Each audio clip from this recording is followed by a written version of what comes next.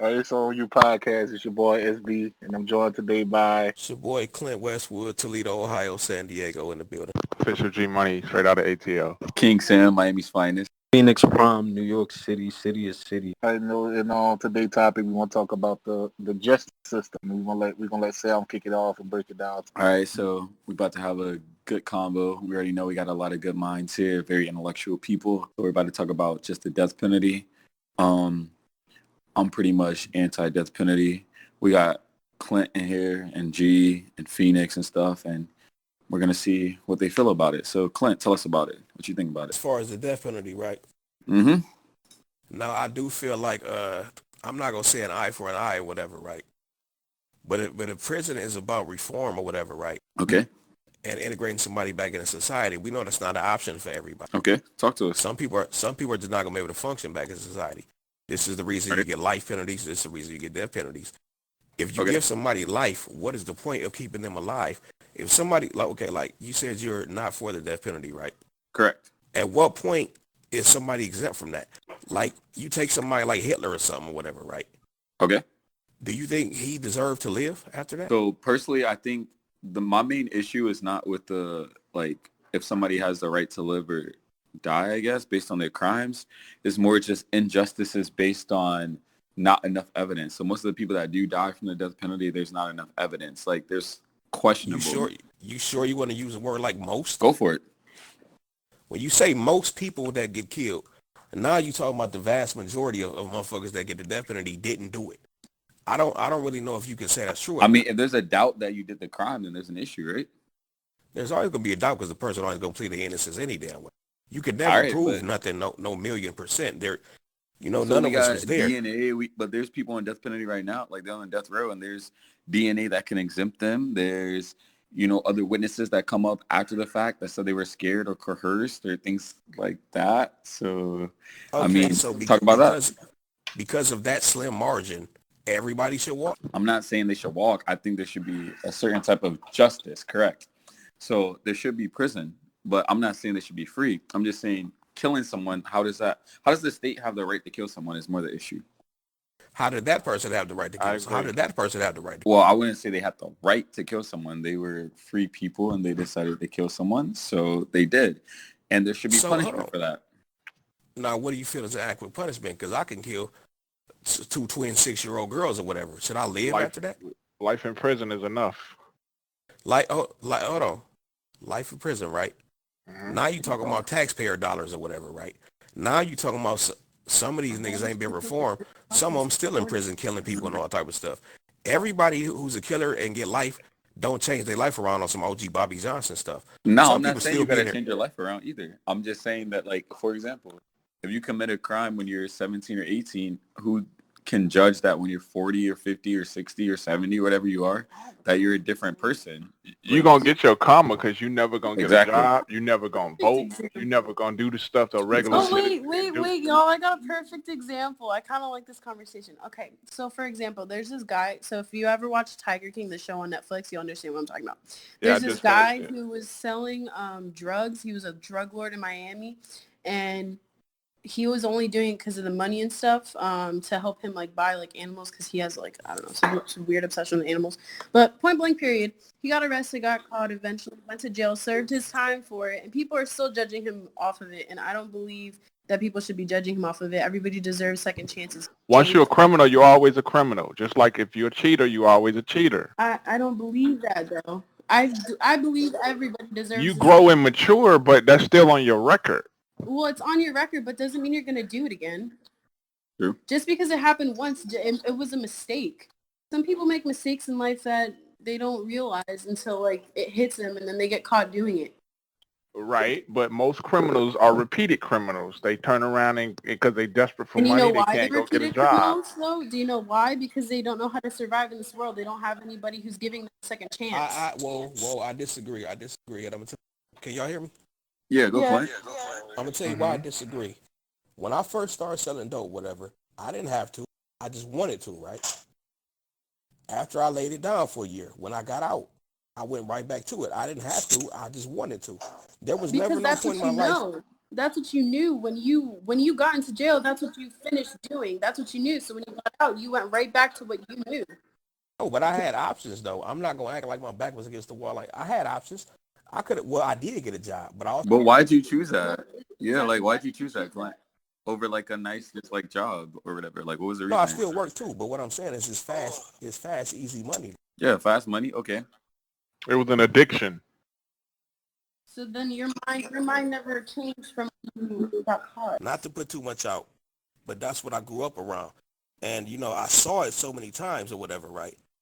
Mm-hmm. It's kind of hard to show a kid and a teenager seeing people making hundreds of $1,000s doing basically nothing, and then you have that same opportunity too. It's kind of hard for a teenager to not go that route. I have a lot of people doing that around me. I'm in school right now wanting to be a pharmacist, but I see people making easy money, and I'm like, I wish I could do that. But I know that if I do that, then I'm going to be in a bad place. So I just continue to stay in the same path I'm going to stay in. But see, some people, I was willing to take that risk, though. I'm sorry? But I was willing to take that risk. And I was willing to take it again after I was a felon. Now, where I got lucky when I got in 2004. I got in 04. I didn't stop until like maybe 2015 or whatever, right? Okay. Luckily, I just never got caught again. Luckily. You know what I'm saying? How many people get out of prison on parole that don't get in trouble before they go back? I don't really know, but what I'm saying is luckily I was in that slim margin where I ain't get in trouble again.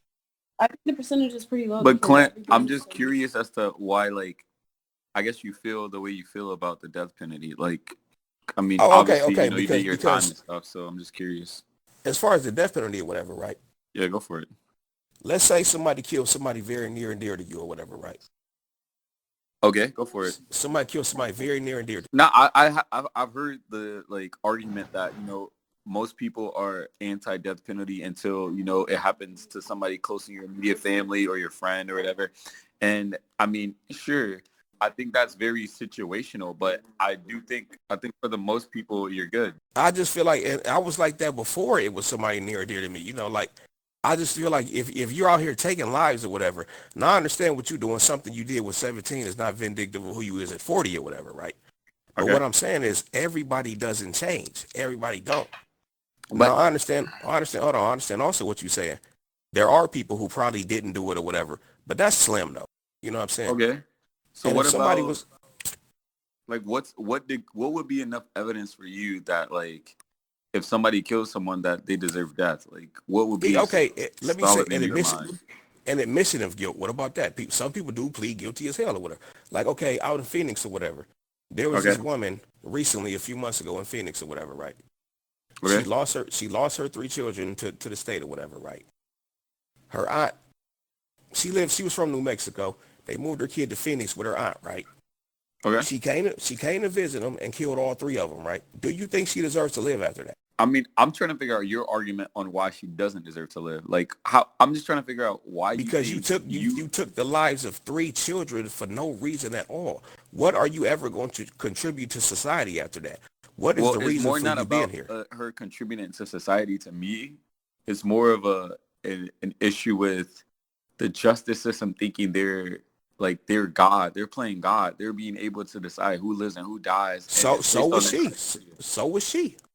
All right, but if somebody murders one person, they usually won't get like the death penalty. But somebody murders 2 or 3, they do. So how is that any different? If the premise that murder is wrong is a problem, then everybody that murders gets the death penalty. But it's not it is flawed. In that respect, yes, it is flawed. It is flawed. Exactly. Because somebody, it's flawed, definitely. But so what's the judgment? Where do we draw the judgment? Because, I mean, the district attorney needs to draw the judgment if it's like a big case or, maybe, they're somebody that's very like famous and they're trying to make like an example. But if somebody murders one person, I'm not saying it's not a problem, but it's less of a problem than if somebody murders 2, 3, 4, 5, they're going to rampage. Those are the people that get the death penalty. How can we have like guidelines that tell us, all right, these are the cases we need to do the death penalty versus these are the ones that are not? Well, I mean, how do we decide? It is all over the place because I can kill you and be out in 7 years, but then Danny can kill G Money and get death, for the same. And we both shot our victim, and we both shot our victim in the head. Like, it's no, I will. It is flawed. It's all over the place because it all depends. If it's first degree, premeditated, predicted, plan, murder for hire. It just depends on the circumstances of the, But why is one crime worse than another? Like, how are we making it because worse? if a person defending themselves, you know, I don't know. It just depends. Let me ask you this, Sam. A crime of passion or whatever, right? Let's say go for it. let's say somebody walk in on somebody messing with his wife or whatever, and he kill him in that situation. Okay. Do you compare that to, hey, I got $10,000. I need you to kill this dude for me real quick. That's two different types of murder right there. I mean, it's still a human life at the end of the day. I'm looking at it, I try to view it all as like equal because I have to be fair. I'm trying to view it through like the eyes of the lawyer, the law, like the eyes of the judge. Like, it just has to be equal. Murder is if we're saying murder is wrong, then murder just has to be wrong in every circumstance. If it's self-defense, if it's like passion, if it like murder just has to be wrong. So if we're saying murder is wrong, like it's equal, then at the same time, somebody that's murders 2 people, 3, 4, 5 has to be on the same level that somebody that's murdered 1. So if that's the case, then we all need to give death penalty for every single person that murders, right? Go. I wouldn't say that. I don't agree to that. I go. Yeah, I wouldn't say that because you have people like where I'm from in Toledo, right? Go. There were some kids that threw like some rocks off of a bridge or whatever onto the highway, and somebody swerved and died or whatever, right? Oh yeah, I heard about that. Right. Now this was some kids just fucking around or whatever. Yeah. But you kind of have fun. Right, but you technically you didn't kill them, but you caused them. You killed them. You know what I'm saying? That's not the same as me just, I don't like them dudes over there. I'm about to go shoot this dude because he got on red and I don't like bloods. That's not the same thing. So but why there is are it not the same to you? I'm just curious. Like, what is the justification? I mean, one is an accident. More the issue that we're taking a life, or is the issue that like how we take the life? Like how you take a life? Because if you plan it, obviously there's more thought, and you hire a hitman versus it just happens when I walk in, I see my wife cheating, I go to the kitchen, I stab her. Sure, I agree. Those are inherently different things, but when it comes to like the judgment and somebody has to make a ruling, murder is murder, right? So obviously, like the details are very important when like you're an outsider. But if there's somebody that's trying to make a ruling on what murders deserve death, like where do they draw the line? Is it multiple people? I understand what you're saying. Like, what's the criteria? You basically said, what's the criteria, right? Yeah, but every state and every judge has free will to decide what counts as death penalty and what they'll accept as death penalty. So that's more of my issue with it, is mainly that, and then people that die on death penalty that don't get proper representation or things like that. It's not a problem with having death penalty. Sure, death penalty should be there to deter people from committing heinous crimes, but at the same time, where do we draw the line is more my issue. It's more with like the system, because one judge can say, oh, okay, you committed one murder, it was really gruesome, maybe you like chopped up the body, you hit the limbs and all that, but then another judge can be like, well, I only accept death penalty if you've done 3, 4 people. Like, how is that any different? Like, you saying it should be universal.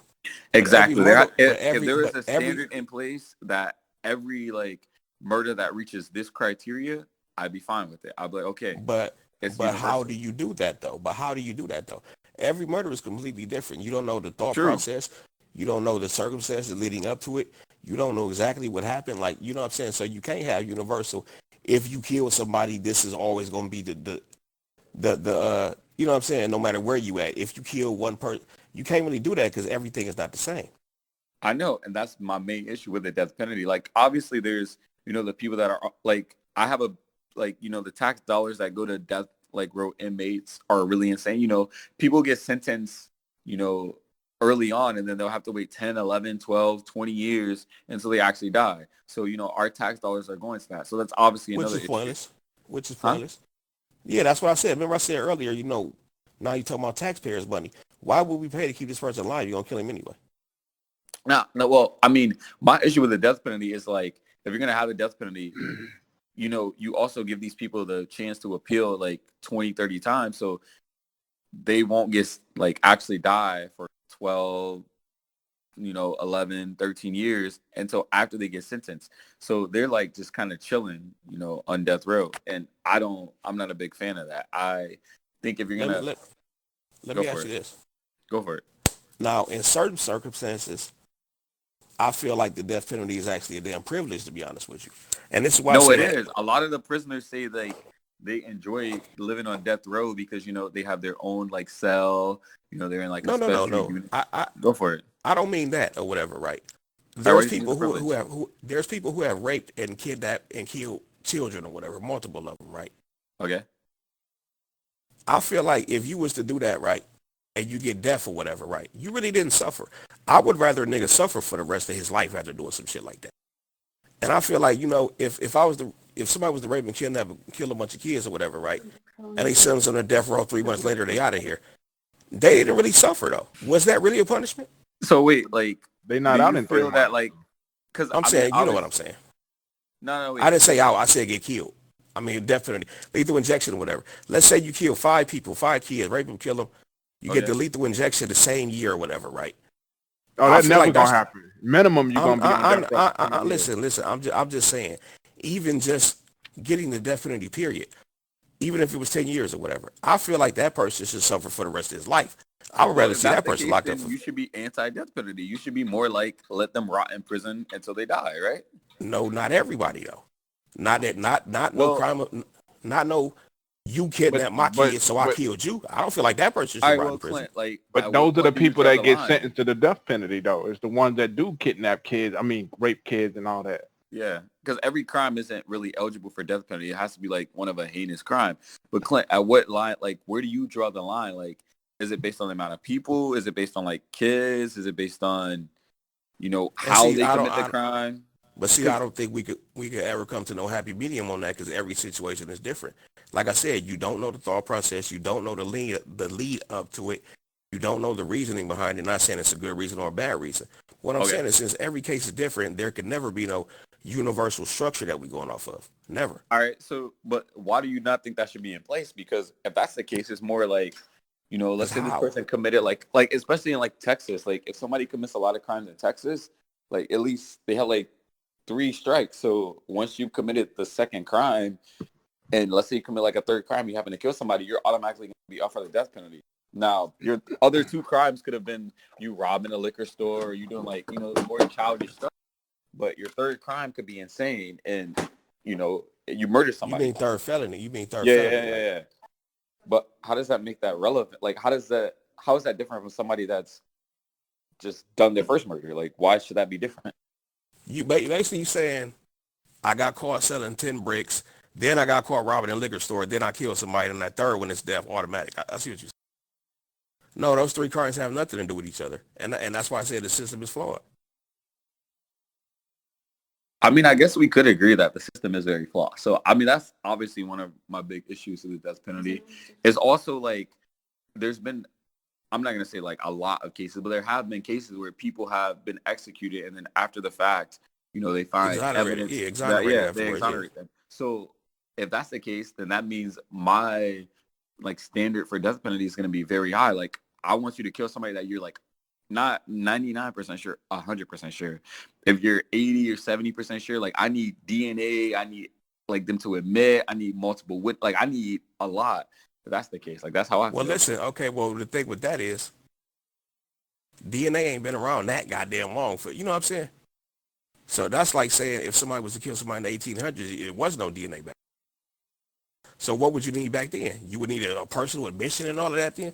All this new technology we got now, this is all the back last then, 60, 70 years. I mean, back then is a different time, but I'm talking about like, I mean, the death penalty is still like, I mean, like, for example, in Florida, the death penalty still exists. I mean, people are still getting executed. So at this current moment and moving forward, I need like legit, I need 100%. I don't need 99%. If there's any doubt in somebody's mind or anybody's mind, like that person. How do you get 100% without an admission though? You don't need an admission to make it 100%. I don't need anybody to ever admit to the crime. I'm sure that will help. But for me, what would be, I guess, like 100% would be, we have witnesses, we have DNA, we have like, you're not always gonna get no that. alibi. You talking about a perfect storm every single time. You're not always gonna get that. Well, if you're gonna kill somebody, don't you think you should have more than enough evidence that there's no doubt in your mind? If you got doubt in your mind, then why are you? I understand what you saying, but you're not gonna have insurmountable evidence in every single murder case. I mean, it's a murder though. Like they're telling me like there's gonna be No, link. no. You need to be sure, but at the same time, you can't be 100% sure in every time. Sometimes shit just add up and you know what it is. You can't tell me you need footage Well, and I know DNA I'm not and saying I need footage, but I need, for example, first off, it's the prosecutor. I mean, it's their job to provide, such a good argument that that person should be sent to death. And if they can't provide enough evidence that that person should be sent to death, if there's any doubt in any other juror's mind or anybody's mind, then that should be enough to stop death. And sure, just give them a sentence, but it shouldn't be enough for death. Like death, I need 100%. I need I'm not obviously footage is good, but even then you could always argue, it could be altered. But I need footage. I'm gonna need DNA. I'm gonna need no alibis. I'm gonna need text. let me ask you this. Let me ask you this. I know you're a little younger and you was in the nutsack when this shit happened, right?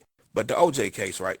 The OJ case, right? So wait, you think OJ did it or not before you start your not? Yeah, I do. You know why? Okay. He was running and all type. What you running for if you ain't did nothing or whatever? Why you come out with a book called "If I Did It"? After come on, if I did it, not guilty. He was not guilty. All right, but so all right, yeah, got found not guilty. But come on, what do you think OJ? What do you think would have been a fair, I guess, punishment for OJ for his so-called crime? Oh, I don't know. What you mean if he really did it? Mm-hmm. Yes. Well, first of all, I don't know the exact. I wasn't in court. I don't know the exact details. But what I'm saying is, my gut instinct is he did it. There was, if he really did do it, I think a double murder. Yes, death. What about the families of the people that you killed? Both of these people's families. But you don't think you hold on? You think you got the right to make them suffer, and all you get to do is just go to jail? You have destroyed lives. How are they Hold on, listen. Hold on, listen. You took somebody's daughter. You took somebody's sister. You took somebody's dad. You took somebody's mama. You took somebody's brother. You know what I'm saying? And you shouldn't. Why should you get to live if you taking these two lives and a whole family life basically? Do you feel the same about the death penalty going for kids too? Like kids who shoot up schools? Just curious. What do you mean by kids? Like people who shoot up schools. Some of the No, listen. What I'm saying by what do you mean by kids? Are we talking late teens? Are we talking 9 or what are we? But talking what's about? the difference? But even if I had an age, what the difference? Yeah, it doesn't matter if you're 9 versus if they're 17. Yeah, it doesn't matter. Do you think the Batman, the guy that shot up the Batman theater, the movie theater, do you think he should have got the death penalty or what? Yes. You shot up a damn theater with kids and shit. But he's a kid. So what? He's mentally insane. Exactly. Well, lock his ass up in the mental institution. Okay, so we doing that now? We doing that? Oh, I'm crazy. Let me go. No, we're not doing that. Bro, normal people do not walk in the movie theater, put a body armor on, go in the front of the movie theater screen, and shoot. Hold up. So you basically hold on. Yeah, he had a body armor. Hold on. That shit out, my nigga. Exactly. No, you basically looked at a movie and had thoughts. He mimicked it. G, are you saying if you're mentally ill, you should be exempt? You cool? He didn't know what he was doing. Not exempt. No, we're not doing that. Gonna be not exempt. Yeah, I said my belief, life in prison. That's what he got, and that's what he deserved. The Colorado shooting, life in prison. That's what he got. That's what he deserved. Exactly. Nah, because see, once you bought the body armor, you already knew what you was going to do. You knew what you was doing. I don't agree with that. If I plan on taking your life and the lives of everybody in the car with you, I should just get life after that. Okay, don't you know people snap and they have mental breakdowns and they go to the pawn shop and buy guns. Get his mind right. They go buy guns and body armor and they just have a mental breakdown. That's not a mental breakdown. You bought guns and body armor that's not you knew what you was doing. You know what you're doing, exactly. Yep. You knew what you was doing. You didn't randomly do that. You didn't do all of that in 1 second. That took days of planning. So take for example, your wife tell you go get some milk. You go to the grocery store, you forget the milk, and she just starts stabbing your ass. That's a mental breakdown. Okay, she's 33. That dude was 17 years old. Big difference. Yeah, I didn't know he was. She had a mental breakdown because you forgot the milk. Now the age actually is important because when you're 15. No, I didn't know that though. I really didn't know that. Because when the prosecutors say they're 17, they specifically wait until they're 18 to try them as adults. So if you were 15 and you commit a crime, you're obviously going to get less time than when you're 17. Well, I'll put it like this. What I'm saying is he's 17 legally, but what if he had the mind of a 7-year-old or something like that? Exactly. That's his parents' fault. Okay, You should that watch doesn't the matter. child. That's his parents' That's fault. not the No, it kid's ain't. Yes. fault. How is Yes. that the parents' The fault? kid gets to just live in prison, and he's punished in prison because it's not like people in prison don't punish people for doing that shit. You get beat the fuck up. You don't think they getting tortured every day? Exactly. Rape somebody's bitch Not every at no mental institute. No, No, They not in a mental institution. institution. They in prison. but that's what General somebody Pop. said. They should put them in a mental institute. That ain't no punishment. Like, come on, man. I don't know, bro. What they? I mean, in mental All institution, right, so you Clint, suffer too. what's a good punishment for you? Like, all right, let's say I murdered somebody at my age currently, 23. So I murdered somebody. What do you think is a fair punishment for me? It depends on why you murder. Ain't just murder. It depends on your mind state, Sam. It depends on the circumstances. If you murdered me because I kidnapped and killed your little brother, I don't feel like that should be the same as you murdering me because I had on blue. Okay. All right. Bet. I feel that. Wait, can So, I just go back to the mental institution really quick before you guys change the subject completely? I wanted to just say something about the mental institution. So I think you're still low-key getting punished in a mental institution, though, because, like, you're with a bunch of, like, people who are insane. Like, insane. You're, like, doing absolutely nothing. Like, you hate your life. Because you can't get out of, like, once you're in a mental institution, it's really hard to get out of that shit. You drugged up every day, and you can't do nothing. Exactly. And you might be with somebody that can just snap at any moment, worse than you did. Exactly. So I feel like you're still getting punished in there because you're stuck in a place and you can't get out. That's just like going to jail, but except jail, people actually, beat your ass. Like a mental institution, well, you could still get beat, but still. Sorry. Victoria. Yes. Can I ask you a question? Yes. Do you feel like the death penalty shouldn't be implemented under no circumstances? No, I believe in the death penalty, actually. Okay. Sam. What's up? Do you feel like the death penalty shouldn't be implemented under no circumstances? I personally don't think it should be implemented ever. That's just me. But you hold on. But you also said earlier it should exist to deter people from doing that. But I'll tell you where I agree and I disagree to the death penalty. I agree with the death penalty to a certain extent. Like, for example, that kid that shot up all those people, like, that did that, like, he made those homemade bombs or whatever, like, people who do that shit, I believe they deserve the death penalty. Like, people who do absolutely crazy shit like that, I believe they deserve the death penalty because you're killing people for no reason. On a case by that kid case. didn't have a reason to kill people. He just killed a bunch of people. Sam. What's up? A terrorist or whatever, right? Terrorist attack. Exactly. That person doesn't need a death penalty? I believe that. I don't think so. I think. No, like okay. Get the fuck out of here, Sam. I guess you kill. Hold on. You blow up a Greyhound bus with 40 people on it. You don't deserve death after that? What you want to do? Behead him? Look, calm down, baby. Like you just said, everything is, based on the situation. Of the okay, case. I just gave you a situation. I blew up a Greyhound bus with 50 people on it. I don't deserve the death penalty after that? No. Death Why? penalty, because most of the advocates for death penalty say it's to deter crimes. It doesn't deter any crimes. It's also taking a life. What makes you a god? What makes you a god? No, whoa. Hold on. Prison don't deter crimes either. People still do it. Yeah. Okay, so you say, hold on. If you're saying the death penalty shouldn't exist because it don't stop nothing, that's like saying prison shouldn't exist because it don't stop shit. No, I think the death penalty is what makes you a god. What gives you the right to kill somebody is more my issue. But he's saying what gives a black Another or human. white person to get up on the stand dressed up in a robe Hey, I and didn't say say, a white person. That's all I'm saying. I'm just saying, whatever Hey, whatever color the judge is, what gives Can a we judge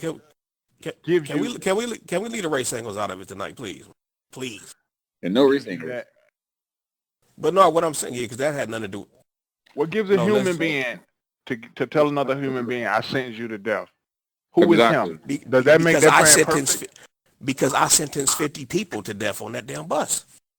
Okay, but that judge is not perfect. He got flaws. Exactly. Okay, let me ask y'all He this. didn't kill So you said no motherfucking death 50 penalty, people, though, nigga. What Right. should we do with them? What should happen to them? At what point do you like? All right, so if Clint kills one person, he's good. Clint's two person, he might be good. Three, he might be good. But when it's more than three, so like an issue. Like where do I just draw the line? Like I said, man, it's certain. I feel like my tax dollars going to waste. This shouldn't even go to trial. Put a gun to their head. That's just me. Facts. Man, matter of fact, man, tie that nigga limbs to 4 horses and have him pull it in different directions for all I care. You got so much you could be doing with that tax money. Education. You could fix a damn pothole. I'm just saying. Right. Fuck that nigga. And it's like, let me ask you this, Sal. Let me ask you this. What's up, Clint? We here to produce it and be fruitful and multiply all of that or whatever, right? I mean, you believe that? I'm just saying we here for a reason or whatever, right? Most people are supposed to contribute something to somebody, whether it's society, your family, but or whatever, that's if right? you believe that, Clint. That's the problem. I'm not talking. Listen, who says we're here for a reason, though? That's the like. I don't. Who is here for a reason? Okay. Well, people love you, don't they? Somebody love your ass, right? If you ain't contributed nothing to nobody's life or society, your family, nothing, what is the point of you being here? The premise is flawed because you believe that I'm here for a reason. Yeah, I could just be on the earth to be on the earth. Okay, well, if your life is, are you on earth to have a waste of a life and never accomplish nothing? Are you here for that? My life is meaningful to me, Clint. Like, I didn't have to be meaningful to anybody else. I do me for me. Okay, your life is meaningful to you. If you're never going to be anything because you'll be in a cell the rest of your life, what is the point of being here? Hey, maybe I can provide joy. Oh, like, you never know. I can provide my own happiness. You said you could provide joy in a cell? Hey, I mean, I might be able to. You never know. Pause, my nigga. Like, goddamn. Joy. You a clown. Oh, that was... What happened to Nelson Mandela? Nelson Mandela, that was some bullshit. Okay. Oh, now he did 20. He got a body bag. He did 27. Hold on. What you say now? I mean, matter of fact, no. Hold on. Matter of fact, whoa. Matter of fact, no. Nelson blew some shit up, did Nelson like bomb some shit? Someone Google it. Yeah, Danny Google that. I believe Nelson bombed some shit. I don't know if that's what he did in 27 for. What do you? But what do y'all? Okay, since you brought him up, what do you think about this situation? I don't give a fuck. I wasn't living back. You was alive when Nelson Mandela was alive. Overthrow the state. Conspiring to what?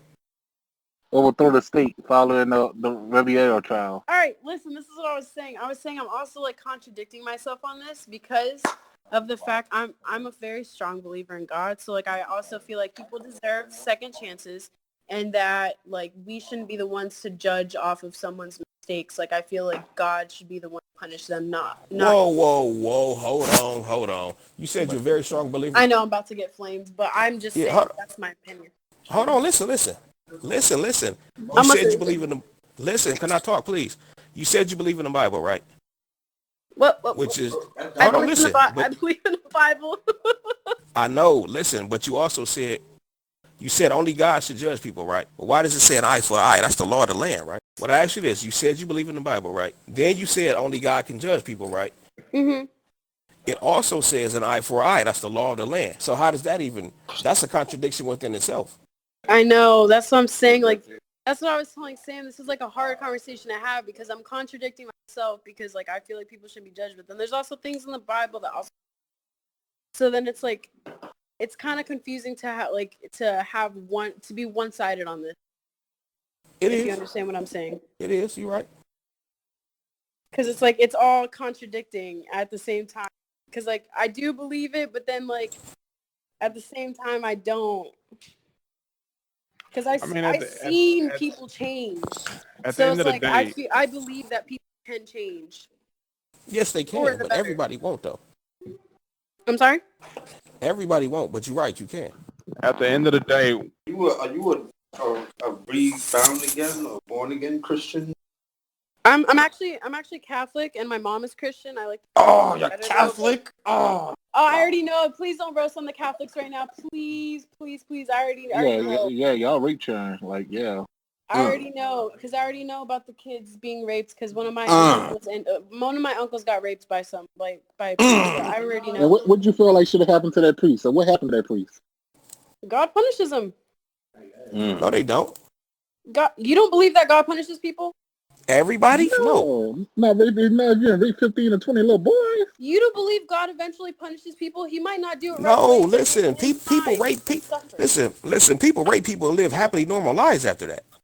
Yes, but guess what? In time. No, they don't because suffer. they paranoid the rest of their life, looking over their shoulder. No, they're not. No, they not. They keep doing it. Harvey Weinstein wasn't in my paranoid. personal opinion, if they didn't personally mean to do that, they're definitely and they're definitely suffering.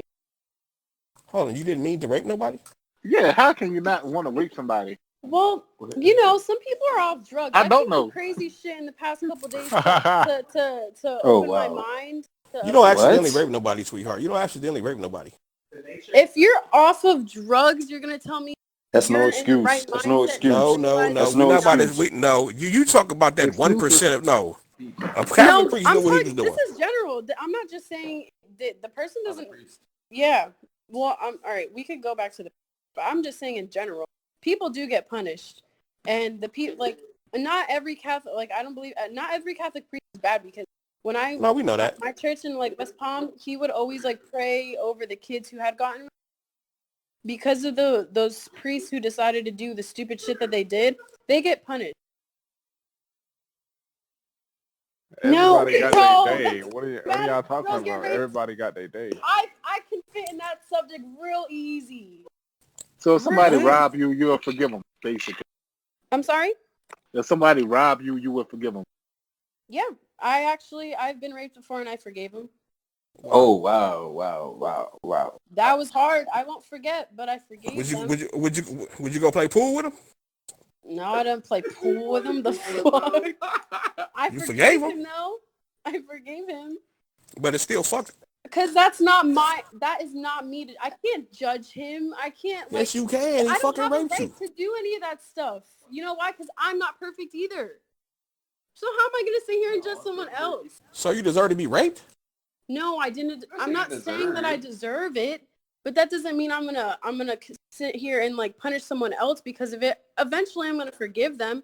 It might have taken a little bit, but it eventually got to me where I'm I'm gonna forgive him. I'm not gonna forget, but forgive. All right, hold on. That's very mature. It's very mature. But what was his punishment? He's not whatever he's doing right now. I don't know what he's doing right now. I mean, so he didn't get he didn't go. Did he go to jail? No, he didn't go to jail. I didn't say anything because girls. Okay, hold on. You know why I didn't say anything? Why? Because there's always a lot of girls that are always saying that they get raped and they actually don't get raped, and I just didn't want to be that person. Did you actually get raped? Did you actually get raped? Yes, I actually got raped. Well, why did you feel like he should have went to jail over that? Because why am I going to sit there and punish someone else when I already know that they're going to get punished eventually? No, I don't have the right to punish anybody when I'm not perfect. I never. Okay, so now you basically saying shouldn't be. Listen. Now you basically saying if anybody does anything to anybody, nobody should ever punish them because God gonna get them. You can't believe that. You can't believe that. But that's what I'm saying. I'm contradicting myself because I also believe that certain people should get punished. You kind of let him get away with it in a way. I mean, yes, he's gonna get his day, but in this world, he's never gonna get his day. Justice will never be served on your behalf. I feel like it will be eventually because he's not going down the right path with people that he hangs around. So if you have a boyfriend and he cheat on you, you just cool with it? I forgave my ex who cheated on me. Actually, really cool. I help him with all his relationship problems. It's crazy. Yo, you're how old? Yeah, you got the wrong type of men in your life. I'm 20. Hey, I'm here. I'm 20 years old. Yeah, you got a lot to learn. Yeah. Wait till she gets some more mileage. I ain't saying that to be judgmental or nothing like that. No, I understand. You ever need advice? Yeah. Hit a brother up. I'm 31. Hey, yo, I'm right here. Watch your mouth. Hold on, Prime. Yo. Nah. Prime, I'm right here. I'm right here. Prime, we didn't get your view on the death penalty. I'm honestly split, my nigga. Like I was telling Danny earlier, I feel both of y'all arguments, both valid points. Like I can't really, I feel what she was saying earlier as far as I feel like certain crimes, obvious, yeah, you gotta die. It has to be, like Dylan Roof, you gotta die. Cause you purposely try to start a war, that's big. Right. And you killed mad people. Exactly. It's all right. You gotta die, or Casey Anthony, someone that got away, she should have died. Right. She was not guilty. Exactly, wow. But she was guilty. Bro, she killed her kids. What are you talking about? Cut it out. Cut it out. She did not do it. Her nanny. Cut it out. She was innocent, just like OJ. Just like OJ. Her nanny killed the kid. The nanny killed the kid. Well, hold on. Okay, let me ask you this. Her nanny killed the kid. Why was she at the club party and shit when her kid was missing? She didn't give a fuck because she did it. She never knew the body was in the trunk. Listen, the nanny discovered it first. I'm no, sorry, listen. I'm gonna be crying. I'm gonna be in church praying. No, while the child was missing, she was kicking it, getting fucked and sucked and shit like that. You only do that when you like. Come on, if you really worried, like you said, the nanny did it, right? This child was missing or whatever. Oh, yeah, she did it, bro. They set her up. Who set her up? Who was that? The nanny set her up. And her mom set her up. I'm not okay. Even if they did do that, why was she kicking him while the kid was missing? Come on, bro. But my thing is, if she didn't kill the kid, why did she show no emotion? Show no emotion. If your kid died, you are gonna show sympathy for the kid because you had the kid. Girl, when women have a baby, that's like a different type of like relationship compared to when the father is having a relationship with the kid because the woman had it. It came out of her. So like when they under 25, they don't give a fuck. They will go out and party. No, well, what did you own, bro? What did you own?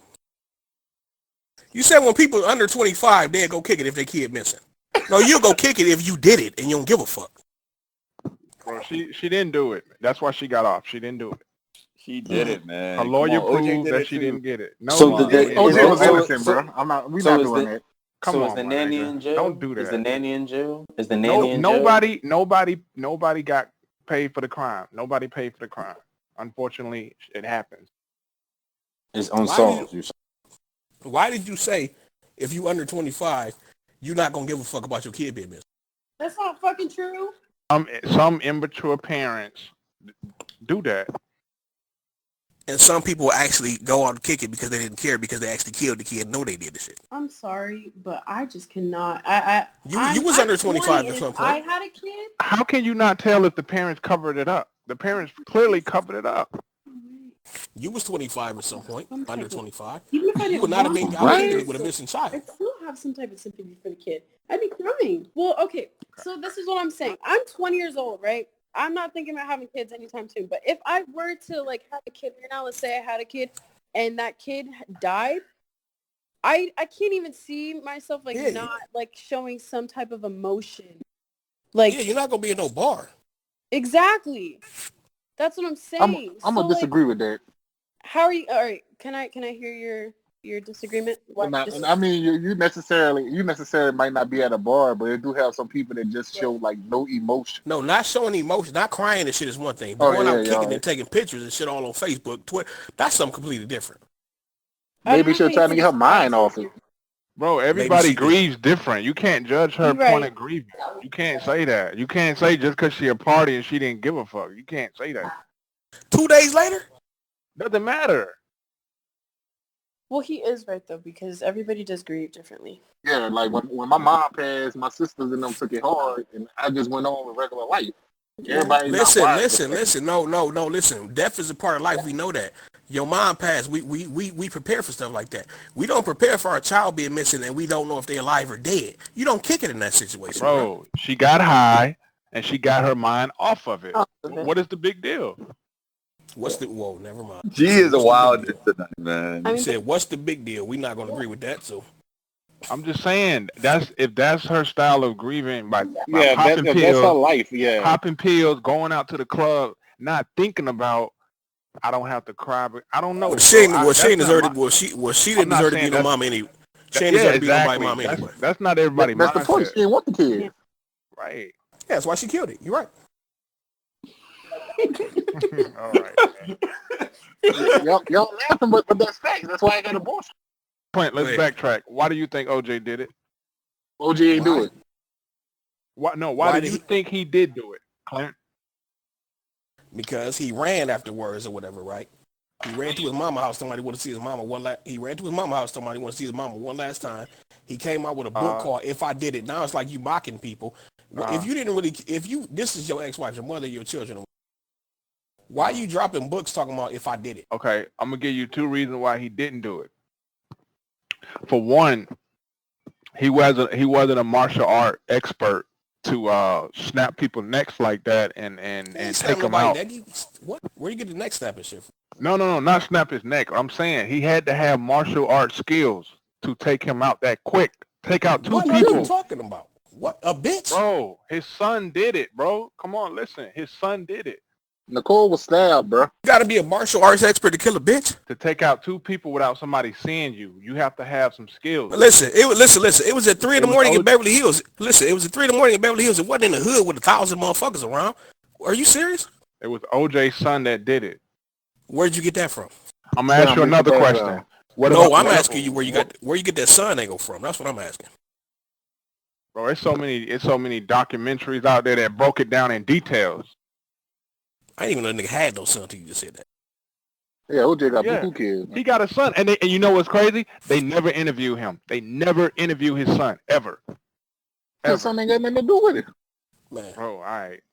Look, Nicole murder was a drug deal gone bad. A lot of people died that night. Yes, I'm telling you, a lot of people died that night. They only did that because it was OJ. That was some cartel shit.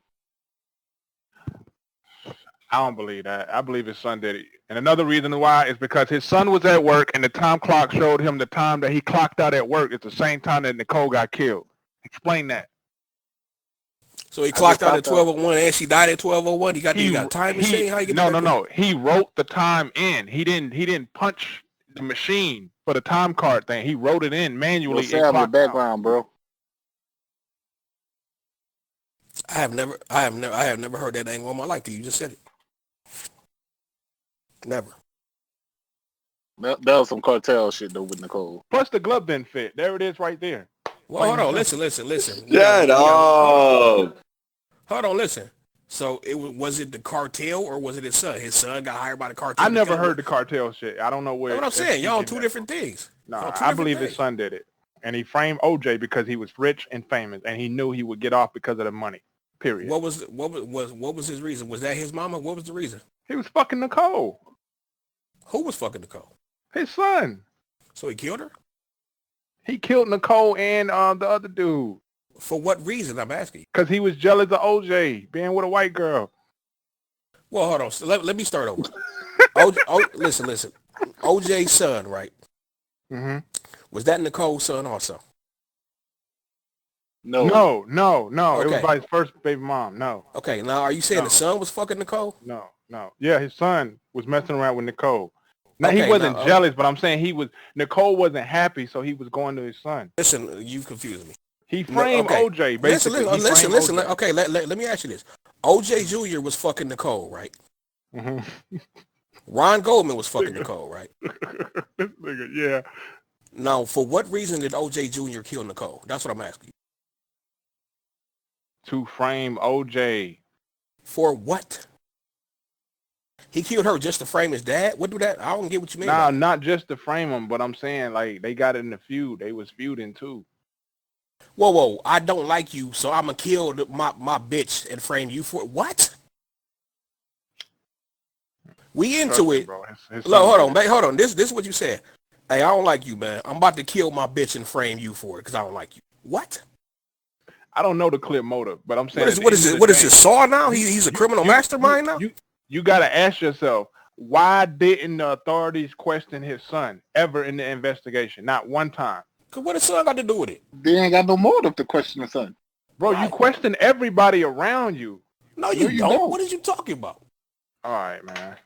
You ain't never been in no murder investigation, my nigga. Man, like... Come on. So you basically said, hold on. Yes, you do. No, you do. Hold on. Question everybody. If you kill your wife, they're gonna ask they're gonna ask the husband, mom, dad, everybody. Where was you at? What was you doing? Period. And what his wife? So you said, hold on, listen. The son don't have no relation to Nicole. This is what you're saying. If a woman gets killed, the first thing they do is come to her ex-stepson. And where was you at? What? Talk to him. What do you mean by everybody? OJ was married. Listen. OJ was married to Nicole. No, they wasn't married. Yeah, they was divorced, but they was divorced. They was together. Period. So they wasn't together no more. They wasn't together. Bro, they was living together. No, they wasn't. All right. He took that man, nigga. She had her mistress driving shit that he paid. Fuck out of it. How dare What was you, the? This what happened. Nicole had a friend named Fate. Fate was on drugs. She owed some drug dealer some money. Fate was living with Nicole. They went to collect a debt. Fate was in there. So they killed Nicole and the dude. Wrong place, wrong time. That's all that she was. Yeah. And assassins sneak up from behind and take you out like that just over some drug money. Well, you know the cartel. How much you think it was? How much you think it was? It wasn't no little money. Yeah, it probably might have been like 100,000. Because that's coke. They probably had that pure. Yeah, the hit was a cartel hit. The murdering was cartel style. There wasn't no regular shit. There wasn't no shit like you might do, like, you know, an amateur. That was a professional hit. And Clint, you keep saying he went on the run. He was trolling. He had a mental breakdown, and that's why he went on the expressway and put the gun in his head all on national TV and all that. He had a mental breakdown. He just lost the code. That shit was set up, bro. Think about it. If you ever watched The Chase, you could go look The Chase up on YouTube. The shit never cut off. They stopped the fucking finals for that shit. The Rockets and the Knicks when the Knicks were getting their ass beat because they from New York. But yeah, they stopped the Rockets and the Knicks game for that shit. That shit never cut off. He ain't never have no other cars on the freeway. Come on, my nigga. When have you known a freeway in LA to be that empty? That shit wasn't no coincidence. Where the drug? Let me ask you this: Where did Casey Anthony nanny shit come in? What was that about? I ain't never heard of that. And nigga G be making the shit in his head, bro. Man. She had a nanny. Okay. I go talk about Casey Anthony. Tell them what you think. Introduce yourself. Say your name, Tyler, and stuff. Introduce yourself. What's up, my peoples? Oh, this Discord. I use this for Fortnite all the time. What's up, my guy? Tell them about Casey Anthony. What up, my guy? Hey, so we talking about Casey Anthony? Yeah. When we talking about murder, what we're talking about? Oh, yo, y'all want to talk about murder? Oh, death penalty. You know, I have an aunt that's on death penalty right now for murdering somebody. What do you feel? Are you for or against it? I don't feel like she needs to be on like life with death penalty, but she did need to do some time because she got hooked up with the wrong shit. See what I'm saying? But like, nah, she like honestly. So here's the story. Like, she met this heroin addict dude. They fell in love, and so he got her starting to like rob stuff. They went to Kmart back when like the burnt CDs were a big thing. So they put like music DVDs and stuff on, and they robbed all of it. Well, the security guard came out acting like Paul Blart, jumped on the damn car. She was a getaway driver, and she swerved him into the concrete barricades on like the interstate that like separate the lanes, and just drug him down that shit and killed him. And so yeah, they gave her life with no parole with death penalty. Do you feel like that was fair? Nah, not at all. The only way she can get pardoned is by the governor. Obviously, that's not. No. You said her punishment wasn't fair. You don't think? Nah, not at all. Well, it should have been. Nah, because, it's a Kmart security guard. Why he jumping on the place over TV? No, forget the fact that it's your family. Come on, now, keep it real. I am. I'm just saying, like that's his job. He's a security guard. It's a job. How much you don't follow him outside the store? How much you think Kmart security paying? They already went out of business. Right, but that's Lolo. You're not supposed to follow somebody out the store when they're stealing. Exactly. Walmart security, none of them can do that. Like at all. Okay, Walmart employees do not supposed to do that. Security can't do that. Security too. No. Loss prevention is not supposed to chase you out the store. They're supposed to call the So he deserved to die because of that? I mean, he made a dumb decision. Like if you jump off the bridge over top, so did she. What you expect? Well, so she wasn't in the wrong. Stealing and killing motherfuckers. She is wrong. She is wrong. I'm not saying she's not. But she don't deserve a whole life sentence. Maybe like 10, 15 years. Let her sit there and think what she did.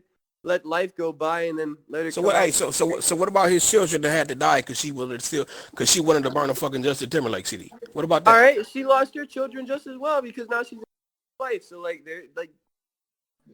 I mean, she lost her children so now she's a victim.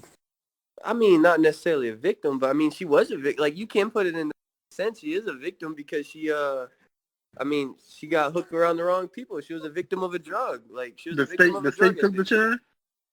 Like, family members. State or family members? Even if it wasn't a family member, it's just anybody. because you know that's most tax dollars going to waste. I'm just Hey, saying. let me ask you this: was she under the influence during the commission of a crime? Yes, 100%. So she I've Oh, well talked to then her she since don't then. deserve. Like She I've didn't talked to deserve her life. since the. I agree. I've talked to her since the incident, right? Like I've went and visited her in prison and stuff. And she can't even tell you like about that day. Like she has no clue. She was so strung out on drugs and stuff. She doesn't even really remember that happening. Like that's the sad part. Like that's not even just like failing. Just all aside, like you go to some of these people that are in prison because they got hooked and stuff. Bro, they couldn't even tell you what the crime was committed unless like, only because the judge told them. You know what I mean? You don't feel, hold on. Okay, but if you out here being reckless and your actions is causing motherfuckers to die, you don't even remember it. Like, goddamn, my nigga. But like, she how wasn't in heinous her can you normal get? mental state, though. Exactly, Yeah, which makes it even that's worse. different. All right, Like, now, but then you telling me these serial killers and stuff that are murdering people on purpose, knowing what they're doing, only getting 10, 15 years and no, getting out. that ain't fair. That ain't fair Right at all. back to I their agree. ways. They are gonna No, I go agree. right back to their ways. That's how the I government definitely set up agree. population control. They love serial killers. They love people that murder. No, yeah, we're not doing that. Yeah, conspiracy. Population control. But you know what the prosecutor gonna think? They're gonna say you shouldn't have been on drugs. They don't give a damn. No, 100%. So that's when you get back to the point of she was a victim of a drug addiction, which caused her to do bad intentions, which now she has bad consequences. Right. I mean, to each their own about like how the consequence is, but like it just depends on. Like I said, I'd rather see some of these people that are like kidnapping children and stuff and like only getting 5 years, being there for life because they're gonna go back to the same ways versus somebody that's under the influence that is completely sober now. If you put somebody in prison for 10 years, they're gonna be sober. Nah. Let me ask you this. She went to steal some CDs, right? Yeah. Well, not even her. Her boyfriend did. She was a getaway driver. Well, let me just get this out. They went to go steal some CDs or whatever, right? Yeah. It didn't go the way they planned, right? Yeah. So since now dude did go too far, he ain't jumping on the car. Okay, you weren't supposed to do that. You're right. But what I'm saying is, okay, it didn't go as planned. He jumping on the car, right? So next in her mind, well, hey, I'm just had to kill this motherfucker then. Nah, but she ain't even know she ain't even know that he was saying no clue about that stuff. It's not like she seen him. She was trying to get him off. It just he was on the thing, and she just got too close to the barricade thing, and he ended up getting. Whoa, how does she know that? You said she don't remember the whole incident. So how does she even know that she didn't see it? She doesn't. Her boyfriend did, and her boyfriend only got 5 years, and he's already. Of course he gonna lie and say she didn't know. Come on now. I'm telling you, like you said, I'm not there. You know, I'm only going off of what the judge ain't even there when it happens, and they make him facts. You know what I'm saying? Did they have it on camera? Obviously not. Yo, hold on. Yo, introduce my friend real quick. Hold on. She started rambling about the topic. Quick, hold on. Introduce her. All right. So basically, he said that y'all was talking about the death penalty and if it's morally right or not. So I said, no, I don't find it right because it's our place as beings to take another human being's life. Going off the fact that like he gave me an example like, okay, it depends on what they do. Like somebody killed 30 children. I feel like if they killed children, yeah, everybody's gonna want that person dead, but at a mental struggle is a better punishment than just killing them and getting them out their misery. But if you give them life to be put in a cell and they sit and they going crazy mentally and they got to think about what they do later on, like sometime down the line as a human being, you're going to have some type of remorse or regret because if you're sitting in a box for the rest of your life and you're getting treated horrible and that karma is hitting you are going to either end up committing suicide yourself or just dying of old age, going through all that torture and torment. That is a stronger punishment than just them just dying. I said that earlier. I said death penalty is a damn privilege at some time. You know, instead of, I would rather, in certain circumstances, I would rather a motherfucker suffer for 30 years and then die than to just be out of here in 5. That was a damn privilege. Right, exactly. It is a privilege. Clint, if I'm on the juror, I'm voting not guilty. Wait, so if somebody kills 30 children, you're on the jury, you're going to vote them not guilty? If it's the death penalty on the line, I'm voting not guilty. Whoa. So if it comes down to either kill, you going to let them go free? Because you don't want them to die? What? No. I'm not gonna let them go free. I'm just gonna. You said not guilty, nigga. I'm gonna advocate for the life sentence rather than the death sentence, and the jurors can do that. But you just say you gonna vote not guilty. Guilty. You said not guilty, bro. Revise that. Yeah. Like you said. Reword that. You said not guilty. Because when you're saying as a juror, you're saying not guilty. That means that means he's going home. To any causes of that not guilty means I want him to go home. First of all, they wouldn't even pick me because I would just say all this shit to make sure I go home, so they wouldn't even pick me to be on the jury. That's the niggas they pick. Hold on. No, actually I they don't. Jury duty a day in my life, and I do have a felony. So because I have a felony, I can't do jury duty. Is that correct? Depending on what state you. Yeah, I think that's state by state. Okay, well, in New York State with a felony, I don't think you could do jury. Yeah, because New York also. So, if you don't want, yes, what up, Capo? So if you don't want to be on jury duty, let them know you got a felony. Only thing you gotta just say is just answer the wrong question. If you don't have and then they won't pick you. I mean, they sent me home before. So yeah, you tell them you know the person on trial. Can't you just go there and show up and tell them that you don't want to? Nope, you can't do that. Nope, you can't do that. You heard of that? That's perjury. Nope, you can't do that. That's perjury. No, perjury means you lied on the stand. That ain't perjury. Yeah, that is perjury if you tell them that you know. No, perjury means you're in court and you lied about something on the stand. That's what perjury. That's perjury. I gotta get more to that. Like, especially like when it's somebody my age, I'd be like, oh yeah, I went to high school with him. Yeah, if you do some shit like that, they're not gonna pick you. Yeah. But what we're saying, this is what I'm saying. When you done killed 5 kids or whatever, why should you live after that? Who are you to judge? Who was they to judge? 5 lives. See, you keep flipping it around on them. Sam, the whole point of conversation Sam was trying to get you to see was, who are you or anybody to say, well, this person should die or live? Right. As a juror or a judge, you're a human being. So what gives you the right to tell another human being you should be put in the ground? Okay, well, I could just as easily say, who are you to judge if a motherfucker should even go to jail and be locked up for a year or not? I try not to. So there shouldn't be no consequences for a damn thing, is what you saying? No, I feel like when it comes to heinous crimes, yeah, there should be a systematic penalty for that. But I don't think anything should be inside of a human's hand to judge them and be like, oh, we're gonna kill you because you killed. Okay, well, let me ask you this. How better are you to kill that person because they killed people? Hey, hold on. Them. Let me ask you this. If that's the case, why is abortion legal? You killing the fuck out of some people now. Now you're killing 30 million people a year. I don't believe in abortion. I don't believe in abortion at all. I don't either. Because that's actually murder. Wait.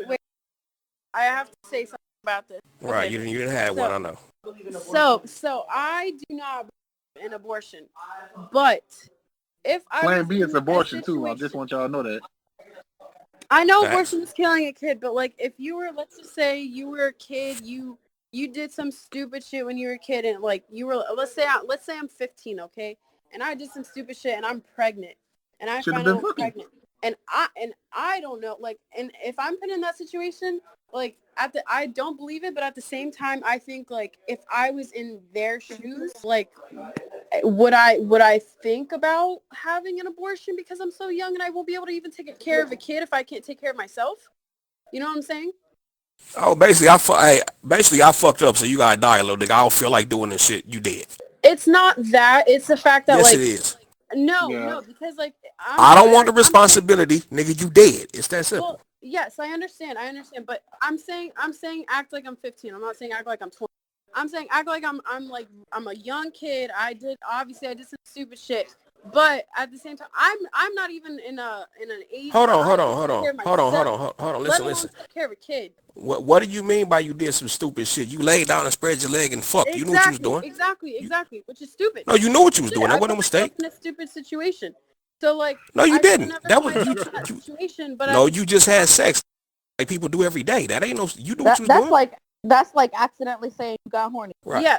Yes. But what I'm saying is like the only time that I would accept an abortion is during molestation. That's the only time I will ever accept an abortion, because it was not them. You know, it was not them saying, "Oh yeah, I'm gonna go out there sex. So what if the condom pops or whatever? I'm gonna get pregnant." When you say I did some stupid shit at 15, even then you can drop it off at the hospital, right? And it's still alive at the end of the day. You may abandon it. You may abandon it, but it's still alive at the end of the day. And you gave it a chance. Okay, you gave it a chance. When I say the only time I'll accept abortion is during molestation, is because I know that they have that 3-day pill or whatever. And I feel like during molestation, if that person is able or willing to go into the hospital to get checked out and let them know what happened, if they are willing to, you know, if they're willing to do that and they find out that they're pregnant, that they're able to take that contraceptive pill because it's not their fault. Now, let's say they didn't know and they end up being 3 weeks or months pregnant, 2, 3 months, 4 months, 5 months pregnant. That's different. You feel me? You get what I'm saying now? Yes. Like, yes. Maybe different. they could have the baby and put it up for adoption, but I feel like during that time, if they were molested, they'll still be attached to the child, which is a messed up situation. But the only time I will ever accept an abortion is during molestation. That's because it was not their fucking choice. But if you're young and you just having sex, doing what to do because you want to be grown or because you feel like doing it, no. That's called suffering the consequences. Yes, exactly. Yes. You gave up your life right then and there when you knew what was going to happen. They have education out there with contraception. Yes. And if you feel like you're old enough to be responsible with your body, you're old enough to be responsible with your actions. Yeah, but then technically because like contraceptives, like Plan B, that's technically like pretty much abortion in a way. Contraceptives are not abortion. I feel Plan like B is a form of abortion. Whoa. However, condom is abortion? Are you saying a condom is abortion? No, I'm talking about Plan B. I'm talking about Plan B. No, you said contraceptive. No. I'm just saying about Plan B, not condoms or birth control. I'm just saying Plan B. Done tomorrow. Okay. Plan B is a form of an early abortion, yes, but that is before anything is even fully developed. But see, so this is about. I'm this not is what I was saying that is right, but I'm saying in the form of molestation, yeah, it should. Yes, should be available. In that aspect, I agree. Hold on. This is what I was saying. When you say if I'm 15 and I go out and do something stupid or whatever, right? Yes. What you're basically saying is, I wanted to fuck, but I ain't want the responsibilities that come along with it, so I'm gonna just murder this motherfucker. It ain't nothing stupid. You do exactly what you know. I'm not saying you do this, but 15-year-old girls, let's keep it real. They do the same shit grown women do. They text motherfuckers talking about how good it is at sucking dick and throwing it back and all of this shit. You knew all of this shit when you was doing all of that. When you was bragging about how good you was and all of that, you just didn't expect to get pregnant. So it's like, oh, I didn't want this. I don't want to do this. I don't want to raise this child. I still want to kick it. So I'm gonna kill this motherfucker. It ain't no mistake. You're not no victim. You knew what you was doing. That's all. Let's keep it real. Let's keep it real. 99.9% of abortions, it ain't no rape or normal. It's a motherfucker that just didn't want the responsibility. Let's keep it real. Yes, but at the same time, who's to say that, like, because, all right, who's to say that the girl wanted to have the baby to begin with if she was using a contraceptive? Like, and you still knew what you was doing. Mistake happened. What if the girl is on drugs, and then she got pregnant? Yeah, because normally a lot of sex does happen because people are on drugs. Sometimes, not all the time. Listen. Even using a condom, you know you can still get pregnant with a condom. You know that ain't 100%. Yeah, it's definitely not 100%. And it's still, and hold on, listen, it still goes back to you just don't want that responsibility, so you're gonna get rid of it. That's all it go back to. I don't see it in that aspect, only because I'm saying, like, if I was, because I've seen kids when I was in high school and middle school. I actually knew someone in middle school who was pregnant. A girl in middle school was pregnant, and I'm just saying, like, if I were to put myself in that girl's shoes, like, to sit there and think, like, I'm having a kid, and I wouldn't want to give the kid away to, like, I wouldn't want to have the kid myself if it was me, but I'm just saying, like, to have the kid. You might tell her bust it open. I don't know how I would feel or what situation like where my mindset would be, because, like, I've never been in that mindset before. So, like, to like if that were to happen to me, I don't know if I would want to do abortion. I don't know where my head would be. Just like these people, they don't think. I feel like people when they get pregnant, they don't think first thing they want to have is an abortion because they don't want the kid. Because I know someone who didn't want the kid and they didn't have an abortion because of it. They almost did, but they didn't. And they were gonna give the kid away. Yo, what's Sam at? I want to give him two scenarios real quick of real life cases. I'm here. I'm gonna give you real life cases. 2 scenarios right quick. All right, I'm all ears. Go for it. All right, down here in Atlanta, back in 1994 or something like that. The dude was he went by the name of Lil B. He was about 13 years old. No, bro. The bass god, nigga? Nah, guy in the hood, local bass god, bass god. But listen. He was 13 years old. I wasn't born in 94, my nigga. No, I'm giving you a scenario, bro. Just a scenario of a real case that happened. Okay. Public record. His name is Little B. He was 13 years old. All right. He was serving dope outside in front of a corner store. Okay. His family rolled up with his headlights on, and he approached them. He told them, "Turn off your headlights." I don't know what they was doing. They was parked. He had his son in the car, his baby in the car with him, all that, with his wife, right? He wasn't even supposed to be in the neighborhood because it was a bad neighborhood anyway. He told him to turn off his headlights. He didn't turn off his headlights, shot him in the head in front of his kid. At 13 years old, he got life in prison. Do you think he deserved life or do you think he deserved death? Life. I mean, to me, I guess I'm anti-death penalty, so I'm always going to say life is a better option. Okay. I think he deserved life too. All right. What about the Wayne Williams case? The guy that got accused of killing 31 kids in Atlanta back in 1981. Yes, I believe he deserved to that. me, it's not a premise based on like how many people, live or die. Mm-hmm. It's more just I don't like that the state gets to play God.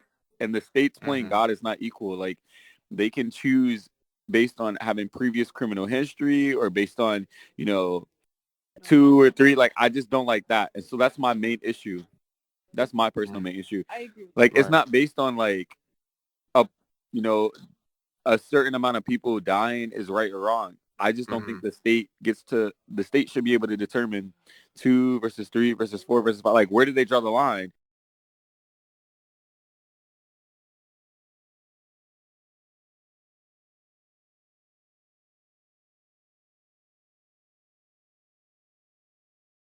Yeah, so to me, it's just like, where do you draw the line? Like, it's different every state. It's different every judge.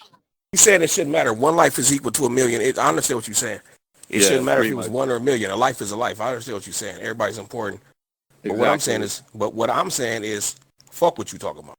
That's all I'm saying. You ain't shit. No, seriously though, like you can't tell me that you could kill innocent people just. I'm just driving down the street, all my bitch cheated on me. I'm about to run a random motherfucker over. And that's cool, though. You know what I'm saying? Like, that's not cool. Now, you keep saying, who's the state to judge? Who was the murderer to judge? People are You decide this person doesn't deserve to live no more. Because I see. What if they bipolar, bro? What if they? We're not talking about all that. We just talking about straight murder, man. We ain't talking about all the little intricacies, ins and outs, and all of this shit. Oh well. What if you got amputated and he's bad? We're not talking about. Yeah, they make a big deal the though. Ins and outs make a big deal. Normal people do not go around killing people and running people over in the middle of the street. Normal people don't do that. What's the definition of normal? Exactly. Someone without a mental problem. You telling me you gotta have a diagnosed mental problem just to be? Listen, you're not about to tell me everybody that kills somebody that has a diagnosed mental problem. Come on. Not everybody, but a lot of people. A lot of people don't. I mean, to me, it's just where do you draw the line? That's my issue. Always a motive. It's always some kind of motive behind every murder. Exactly. No, there is not. Shit is just random. You acted out of anger. You was mental. Yeah, I agree. Self-defense. Revenge. No. You got fucking flunkies that'll kill somebody because they OG told them to. That's still a motive though. So you pay somebody because of money or something like that. No, because being a flunky, I tell you, man, kill that nigga, man. Like shit like that, or this how you get in the gang and shit like that. Then gang related. That's still there always has to be a motive, and I just don't think it's right for humans to decide when other humans die. Personally, that's just me. So if I decided all of these people need to die, okay, nobody should decide that nobody can make that same decision for me. But why do we need to decide? Okay, but why should we put somebody? We're saying somebody's above you. We're saying the judge is superior to you, and the judge has more right than you, and the judge should decide when you die. Like, and you said the same. No, it ain't just the judge. It's 12 jurors, the judge, prosecutor, all that. Like, come on, we're not doing that. It ain't just, you don't just walk in the courtroom and the judge talk to you his goddamn self. And no. Like I agree. They have to make a good case and all that. But at the end of the day, the judge has to agree with the sentencing, and the judge is pretty much saying, hey, you did this crime. I am essentially the God, and I'm saying you deserve death. Yeah, the judge does do that. He's going to say, well, based on the nature of the crime, the state recommends 20 years. I think you should get 50 years. That's what he say. Exactly. So why should we give that person? We're saying that person is more powerful because they went to school. That's all we're saying is that person went to school. They're more powerful than you. That's all we're saying, right? You got to have some type of structure, bro. Agree, but where, like, okay, so if that's the case, where do we draw? Are we just saying murder cases are the only ones? We're saying murder is so bad versus somebody doing robbery. Like, where do we draw the line? Is what I'm trying to figure out. Because all murder cases are different too. Okay, so we're saying all murder cases are different, but even if we're just talking about murder cases, based on the amount of people, if they have like prior criminal history, like, how can one human determine which crime is just so bad versus another? It ain't one human. It's jurors and prosecutors. It's everybody. It's not just one human. Sure. It's a whole collaboration of people in the courtroom. Yeah, but at the end of the day, one person is playing God, right? So you're saying one person deserves to play God? Why can't, like, why? Why is that okay, though, in your mind? Like, why was it okay for the murderer to play God? Okay, no. Well, listen, we already know people have free will, so people are going to do what they want. So if someone decides to kill, that's fine. But we're talking about on a judgment day. When we're having judgment, why are we saying let me ask you this. Even take the death penalty away, right? If the judge sentences somebody to 50, life in jail or whatever, right? That's still a form of control over somebody's life. You should go to jail forever because I said so. Okay, but those have more, like, usually more stricter laid out, guidelines. No, but you're still deciding what happens to someone's life, though. That's what I'm saying. No, I'm not saying there's nothing wrong with punishment. I'm just saying, like, it becomes a real issue when you're talking about life or death. You're giving a human being the right to just kill somebody based on them going to school. Honestly, that's all we're saying. Because to be a judge, I got to go to school a couple of years. What's the criteria? No, it ain't no couple of years. I know what you're saying. I mean, on the most basic level, you know what I'm saying. So Sam, what's up? Is you saying that because you think people can be rehabilitated? I mean, so obviously I have a big issue with more just like the people that are on death penalty that, there's evidence against that. Like, there's a lot of cases that people just go down and there's, there may be like 5% doubt or 50% or like there's still doubt. So, I mean, there's plenty of cases where people die and then after they die, we found them exonerated. So there's that.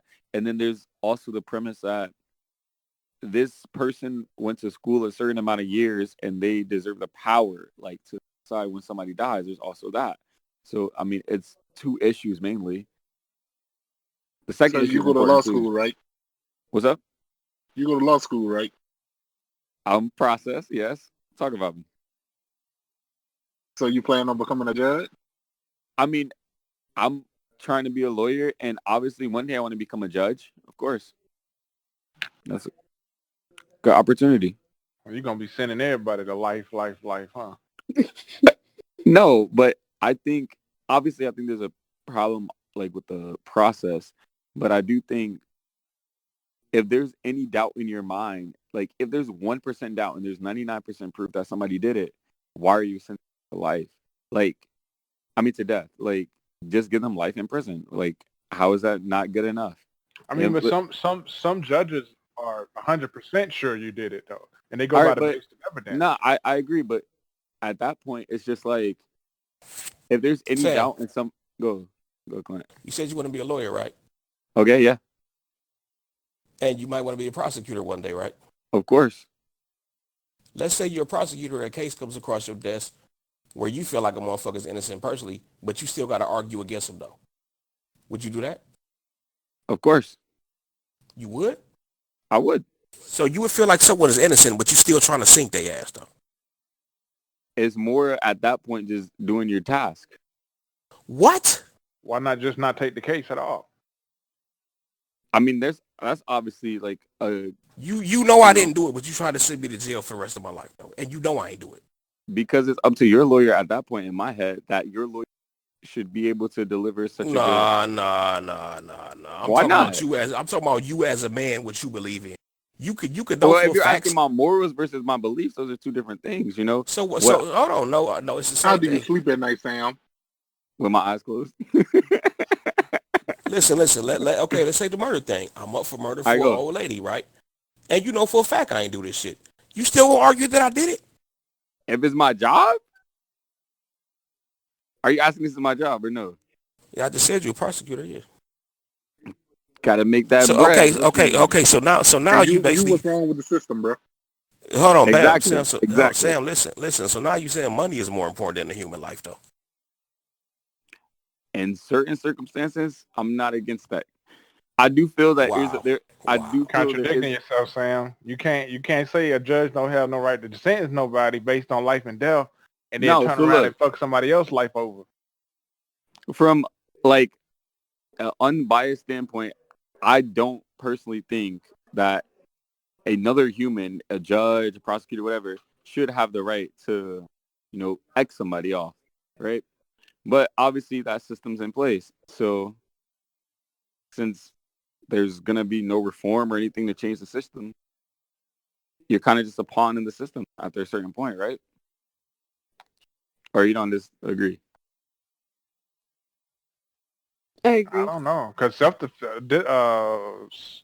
defense attorneys, they take cases all the time where they know a person is guilty, outright guilty, and they take it anyway and argue that they not and get them off somehow. That's their job, though, right? I guess that's their job, like you said. But come on, I mean that. But like he said, that's what's wrong with the system. But what can you do in that? Can you say, well, no, I don't want the case, because in your heart you know the person didn't do it or did do it, but then on your professional side you say, well, I can't take this case, I'm covered up. From a professional standpoint, I mean, you're gonna have people that come into you and be like, hey, I did the crime, this is how I did it. They're gonna tell all the details. But at the same time, you kind of gotta if this is your job, you gotta do your best to defend them. But you also got to keep it real with them and say you have no chance in beating this shit either. Nah, of course. I wouldn't be one that's 100%. Let's just go to trial and you're looking at life, bro. Yeah. But I mean, if that's me in that situation, I'm like, hey, you told me you already did it. They say they're about to give you 20, 25. You might want to take that versus going to trial. You already told me you did it, and I don't know if there's enough evidence to dispute. But how could you sleep at night knowing that a person didn't do something? I mean, based on the evidence based on the evidence that's across your desk showing that this person wasn't even at the scene of the crime. Because you have to take a professional standpoint at that time. I mean, you kind of just have to. But how would you sleep on day one of the trial, knowing that? How would you wouldn't be stressed, or that wouldn't Sam, listen, listen, I ain't talking about that. I'm talking about Sam, as a man, you throwing out all morals and integrity over some money, my nigga? Nah, I know what you're saying, Clint. I'm just, all right, go talk. You are, because you just gave us a whole soliloquy about a human life or whatever. Who is you to judge? Who is you to take a life or whatever, right? But hold on, who is you to judge? Who is you to take a life or whatever, right? But then you just said. But then you just said you would attempt to sink somebody for the rest of their life, and they ain't did shit. That's even worse. Listen, all right, let me ask. Hold on. Let me get this last round. me giving somebody the death penalty over some shit they did and admitted to it or whatever, right? Versus you trying to get somebody put in jail for the rest of their life over some shit they ain't do. Which one is worse, bro? The second one. Thank you. 3-0, man. Fuck out of here. You ain't shit.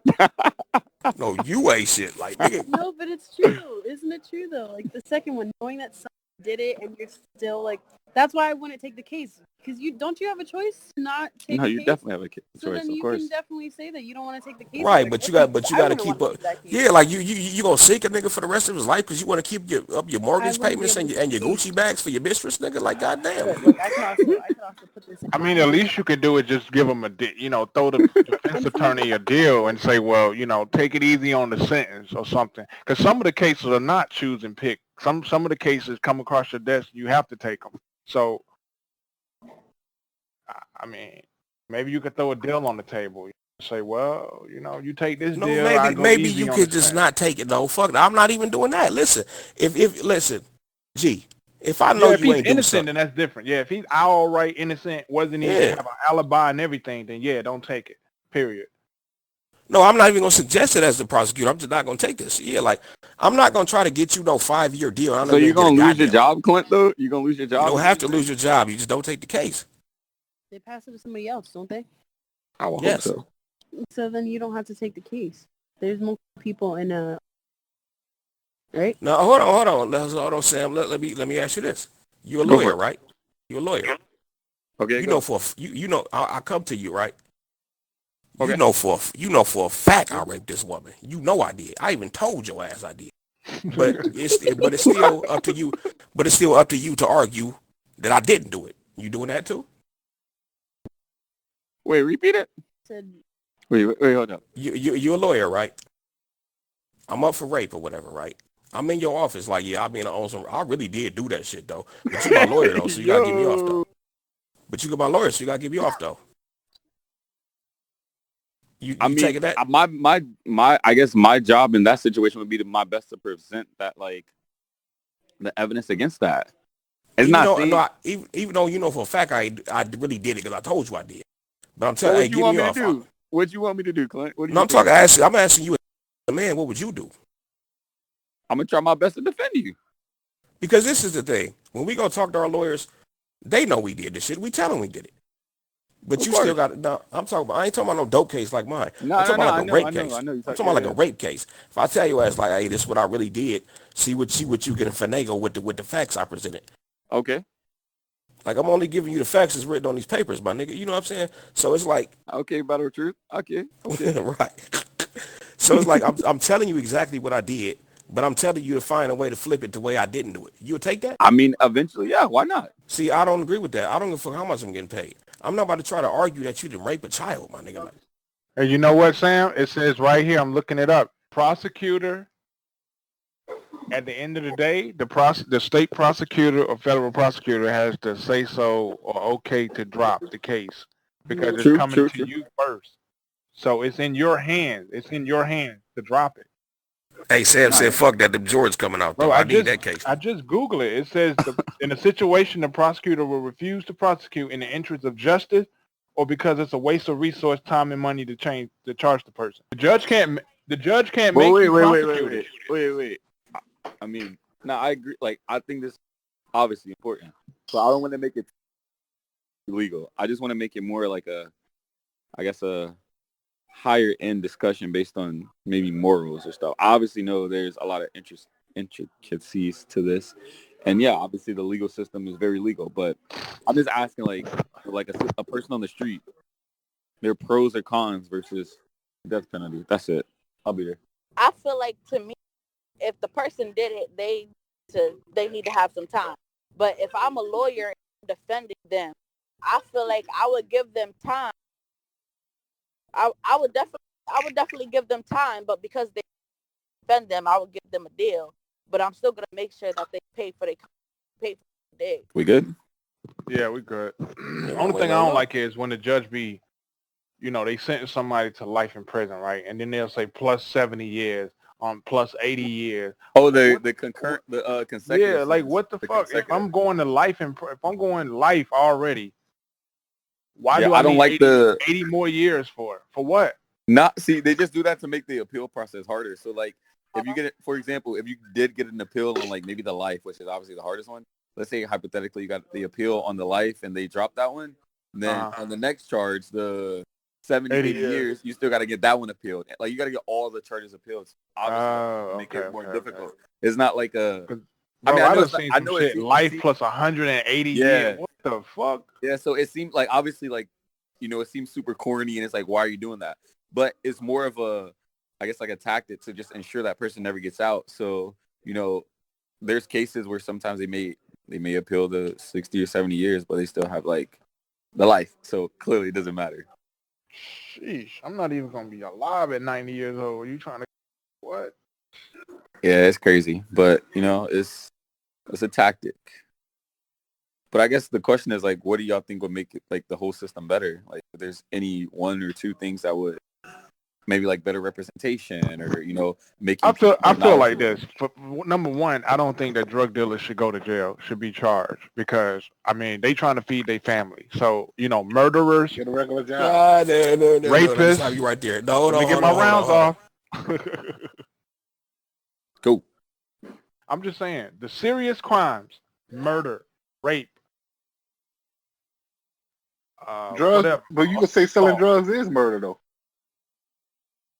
This is so okay. I get caught with a quarter ounce. You gonna lock me up? What? Yes, G. This is what I'm saying. You said drug dealers trying to feed their family, right? I was trying to cop whips and get my dick sucked, my nigga. Seriously.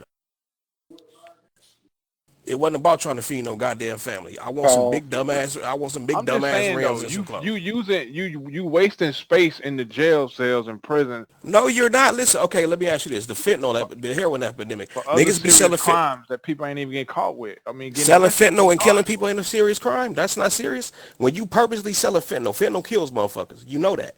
When you out there selling fentanyl, that ain't serious. Marijuana. Maybe I should say marijuana, not all drugs. I should say marijuana. Okay, well, yeah, I got illegal everywhere, though, bro. Yo, G, the only one you care about is just weed, then, right? Like everything else is like. You think I'm just saying minor shit, just petty shit. Why should I get 2 years? Fentanyl ain't minor. Crack ain't minor, bro. Yeah, hold on, not minor. No. Crack is no. All the hard drugs, no. I'm not saying that. You should have just said just weed. Then you should go. But wait, G, like I mean, yeah, I'm not against that stance. Like I'm fine with people selling weed should be free.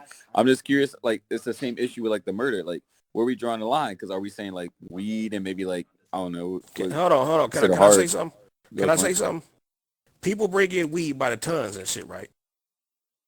People get robbed and killed over shit like that, right?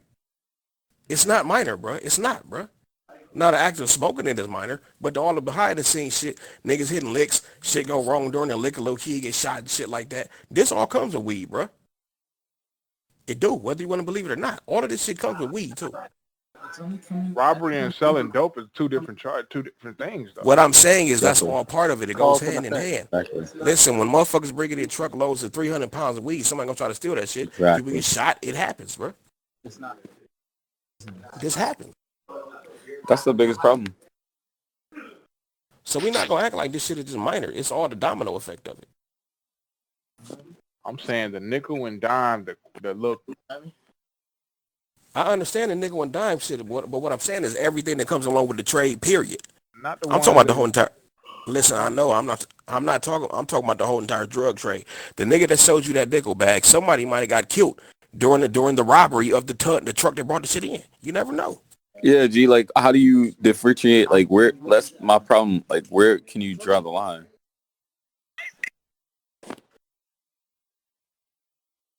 Give me a fine and get me out of jail. Not like, see, my main, like, this is my biggest issue, honestly, from this, like, justice system. It's just, how can we determine X crime is worth X years if it's not always consistent? If we have a person that has, let's say, like, they got, let's say they got a quarter of weed on them, that is supposed to give X amount of time. But then if they have a quarter of weed on them and they have priors, that doesn't give the same amount of time. So to me, if we're saying all crimes are consistent, then we're going to get the same for every single person, regardless of the details for every crime, and that's what it is. So in your example, when you're saying, okay, like we shouldn't like decriminalize weed, essentially, how much? Like we doing quarters, we doing halves, where we stop it? Like are we doing heroin is the stop? I'm not saying a kingpin shouldn't go to jail. I'm not saying that. I'm just saying a local drug dealer in the hood, he get caught, he go to jail for what? When he's trying to feed his family. Why what I'm going to jail for? Make me pay $1,000 fine and I learn. You keep paying fines, but you'll learn your lesson. we have someone here that, I mean, well, I ain't even going to go into Clint's details, but we have a member here in the group that obviously went down for their charge, and they're saying their reason was not to feed their family. So if we're saying the only motive is to feed your family, if that's like determination, then a kingpin's trying to feed their family too then, right? So shouldn't the kingpin be free? I mean, some of the money has to be going towards their family, right? I mean, how you know?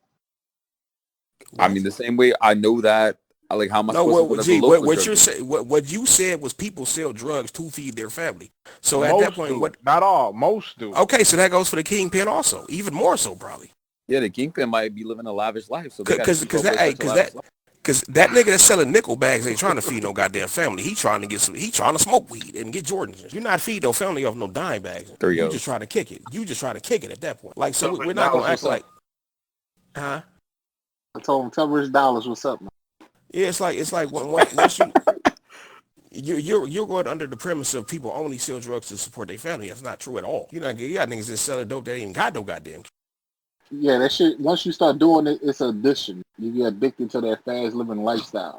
It's all good, G. Just tell listen, I told myself every single day when I was locked up, I ain't never touching no drug.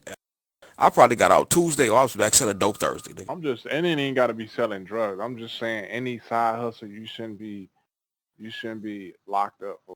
Like, I mean, side like hustle, some bullshit. But G, like, I'll give you. If I'm selling bootleg DVDs as a side hustle, am I hurting somebody? No. But then you can have a movie studio say I'm hurting their sales, so they got to have layoffs. Hey, like, everything got a cause and effect. Agree.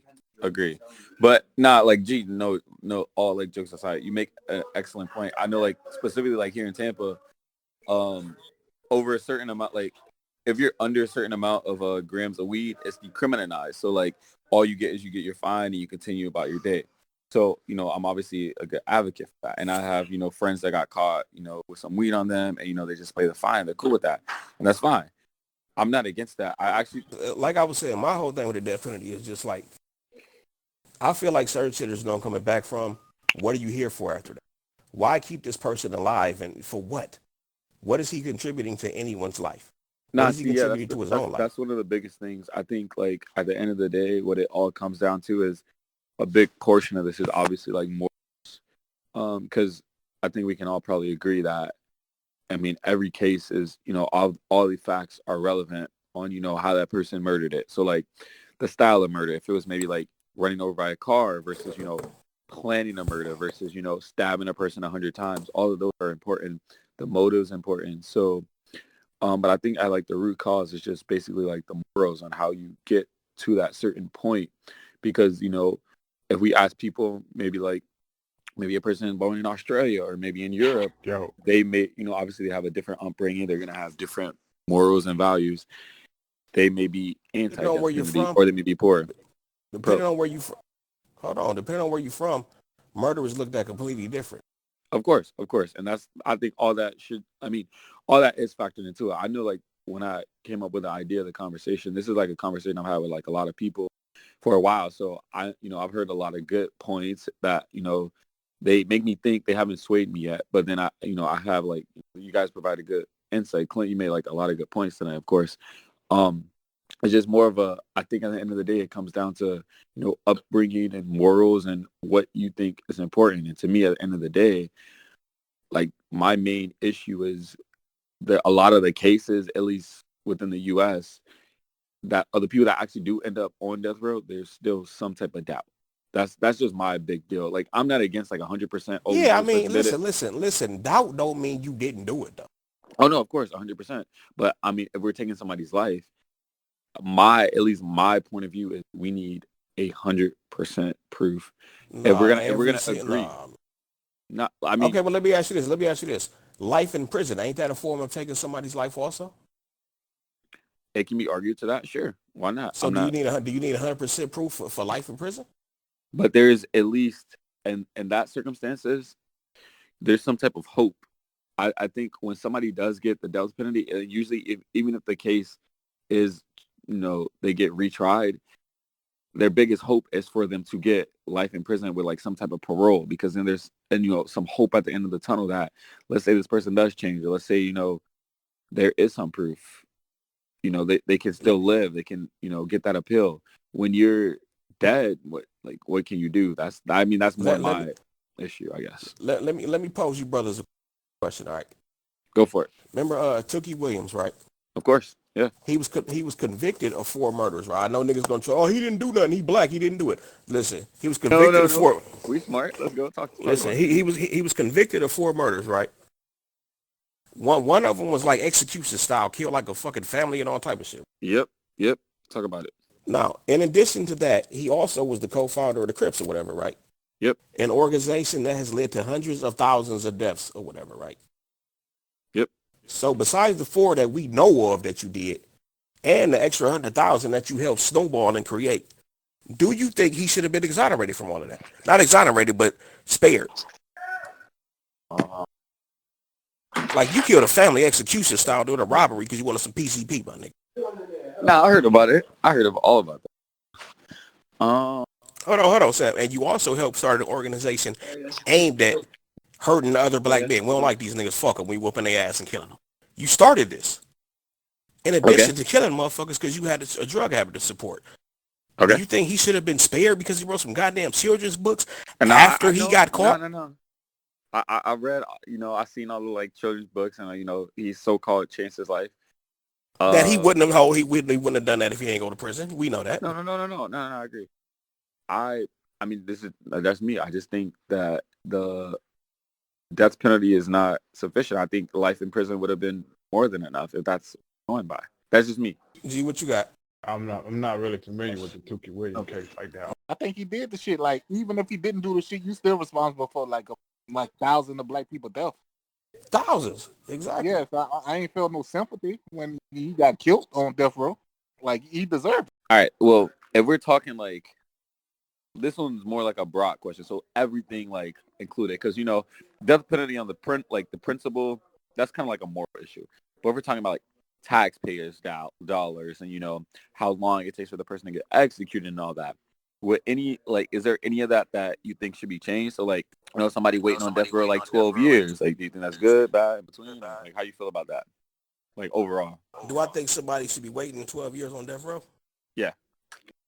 Nah, I feel like after you've been convicted, and that's what can y'all hear me? Am I cool? Yeah, go. No, because I put it on speaker. I didn't know if it was echoing. I feel like after you've been convicted and they decided that's what you're going to do, you're going to get the penalty, what is the point in keeping them around for 10, 12 years? Just do it. Exactly. So, but at the same time, I feel like life in prison is even worse than death. Some shit, like I said, I feel like death penalty is a privilege for some people. I agree. Because like if I do this heinous crime and they just hurry up and get me out of there, I didn't really have to suffer nothing like that. True. But I don't feel like, keeping them around, wasting money or whatever. What's the point in that? If the end let me like change this a little bit. Let's just make it a little bit personal, just a little bit. Now, if that was one of your family members, would you still have the same outlook, or would it change like a little bit? No, I had the same outlook. Okay.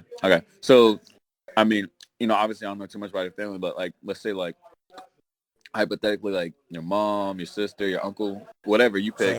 Same outlook. Okay. See, I respect. So to me, I always respect people that have like consistency in whatever arguments they pick.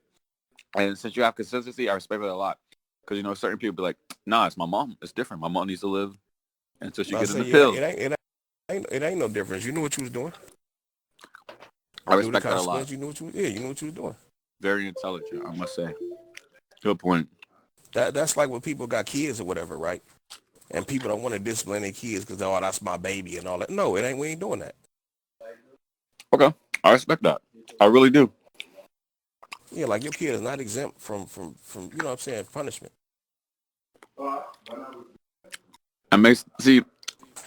I was under the impression that maybe like you would be more swayed or, because, a lot of the people that are for or against the death penalty, either side, when, like their family members, so like let's say somebody's anti-death penalty, and then let's say like their mom gets killed in like a heinous way, or, their dad or their friend, they're pro-death penalty at that point. But since you're consistent throughout, that, like, you know, that says a lot, because the issue usually changes based on people. Like, you know, same with like abortion or like most of the big issues. Like even like abortion, people are like, I'm anti-abortion, and then their daughter gets pregnant. Oh, okay, well, I like abortion now. But see, that's where you have to take emotion out of it, man. That's part of being a man. You can't make decisions based off of emotions and stuff like that.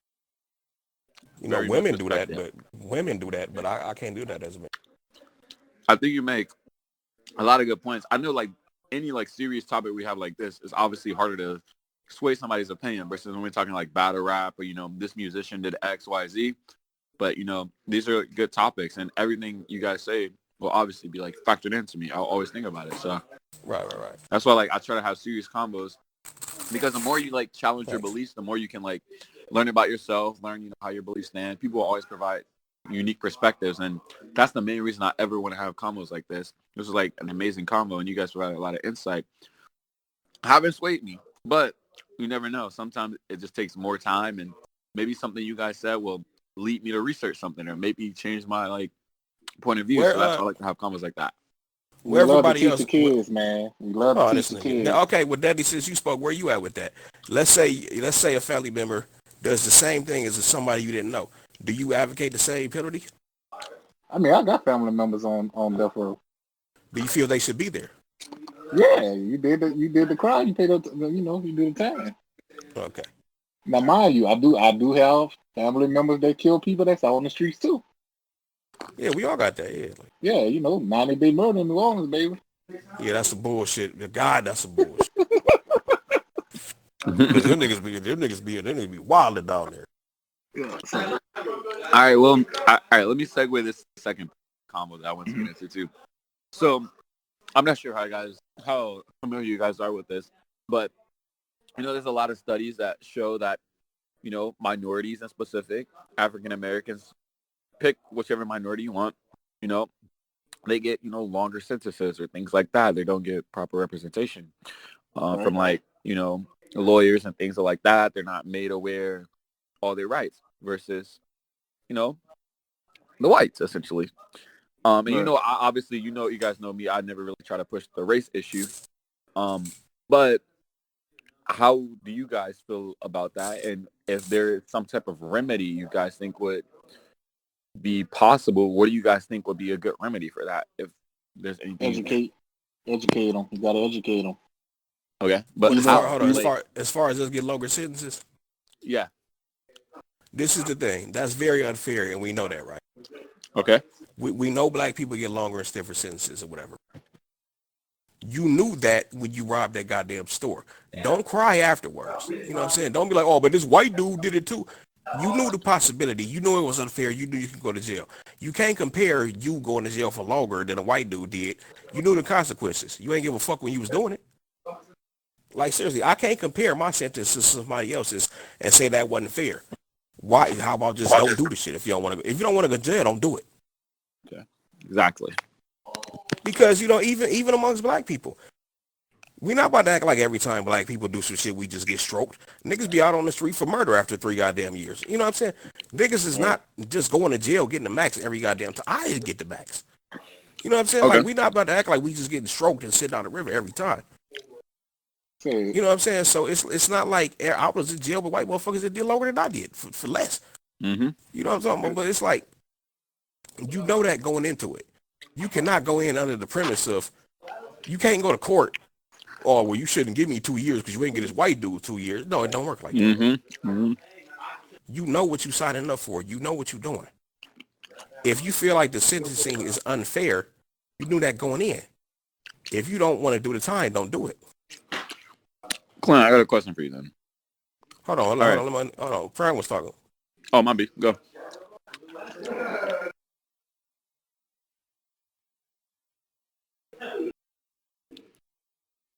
Right. Exactly. Oh, my B. I gotta mute it.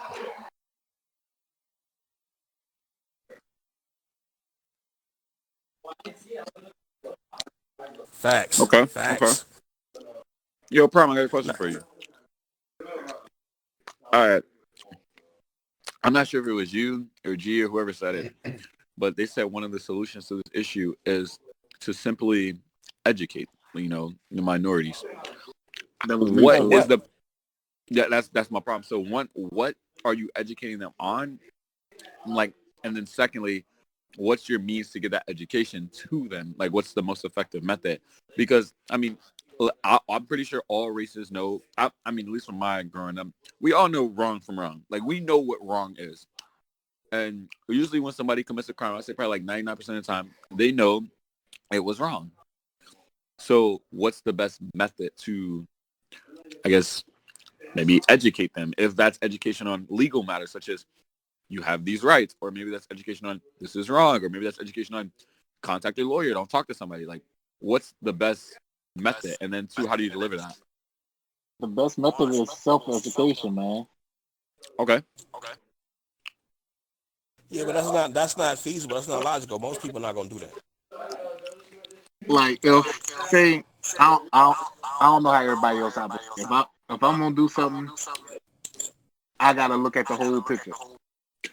Okay, but I mean, you got to realize, like, I mean, I guess I'm not talking about like on a small. I'm talking about like on a large level. What's the best method to get this message out to 12-year-old kids all the way up to 30, 40, 50-year-old people? Like, You got Instagram, Facebook, YouTube. I mean, TikTok. You could get celebrities to teach, like Meek Mill and Jay-Z and Kaepernick doing now. I don't think that would help some people. That would help some. That would help a lot of people, to be honest with you. It'll help a lot of people. You're right. But to die for what? What do you mean exactly? You can educate the people that's going down the wrong path by telling them your success story. Okay. So that'll motivate them to not make mistakes. You know. Wait, can I give you an example though? Because I just want to know, like, this. I mean, this might be. I'm just trying to make a parallel so you guys can get to the point. Because I think you do make a really good point. But listen to this. All right, so when I was growing up, I remember we used to have in 7th or 8th grade, we all had like, you know, the drug classes, you know, the anti-drug, the DARE program. And I'm pretty sure you guys all had the drug program too. When you most likely you guys did too. But we adults now, and I ain't gonna, you know, but we all know it didn't stop us from doing that. Right. So why would this be any different? That's what I'm trying to figure out. Like, I never did a drug in my life, my nigga. Well, we have. I mean, you're one of a kind, though. I mean, there's clearly, I would say most people try. Most people experiment. I mean, but that's still not going to make an effect, though. Because once somebody share a success story and tell you the mistakes they made in their life, especially because you said we talking to preteens, teenagers, all the way to adults. So somebody impact, you know, you're going to make an impact on somebody's life. The majority is not going to be reached, though. Because no matter what of a success story you have, this nigga's still going back to the projects with no food. Exactly. As long as you reach one, though. Exactly. No, you're right. That's why I said the majority. But listen, if I really, let's keep it real. Some motherfuckers are just dumb, not intelligent. Some people really are just fucking stupid, right? If I don't know how to present myself in no job interview, they're asking me questions, oh, what are your hobbies? Oh, I mean, I'll be kicking it and shit. You got niggas that do interviews like that, right? That don't know no better. So if what they're doing is the only thing feeding them, you telling them about how you went to college and you're an insurance salesman is not going to straighten their act up. No, exactly. I'm going to tell them about the potential punishment and consequences you can face when I pull up other cases we know that already, though. Listen, apparently you don't. If you still whoa. Yes, you do. Yes, you do. Listen, I knew the consequences. Most kids obviously like no, like I mean, I know I'm a small sample, but I mean, me and all my friends, we all pretty much know you sell drugs, like what's gonna happen. Like we make it pretty clear when you're growing up the consequences for your actions, for everything you do. Yeah, like you don't have to be told. Like you talking like hey nigga, you talking like Adi Boom now, or they didn't tell you don't like. That's how you talking. Free Boom. Well, fuck Boom. But what I'm saying is, you know that you don't need to be shown case studies and shit to know that you can go to jail for robbing somebody. You know that. Yeah, you don't have to be. Everybody doesn't have to go on with a scare straight show to know what's gonna happen. We all know you sell drugs is gonna happen. Like everybody knows that.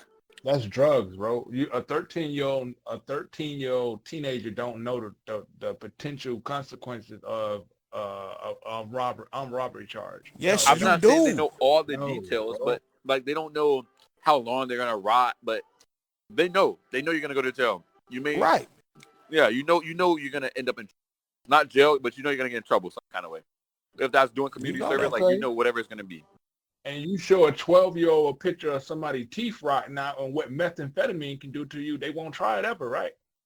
Yes, they will. Okay. People try crack all the time knowing what the fuck happens.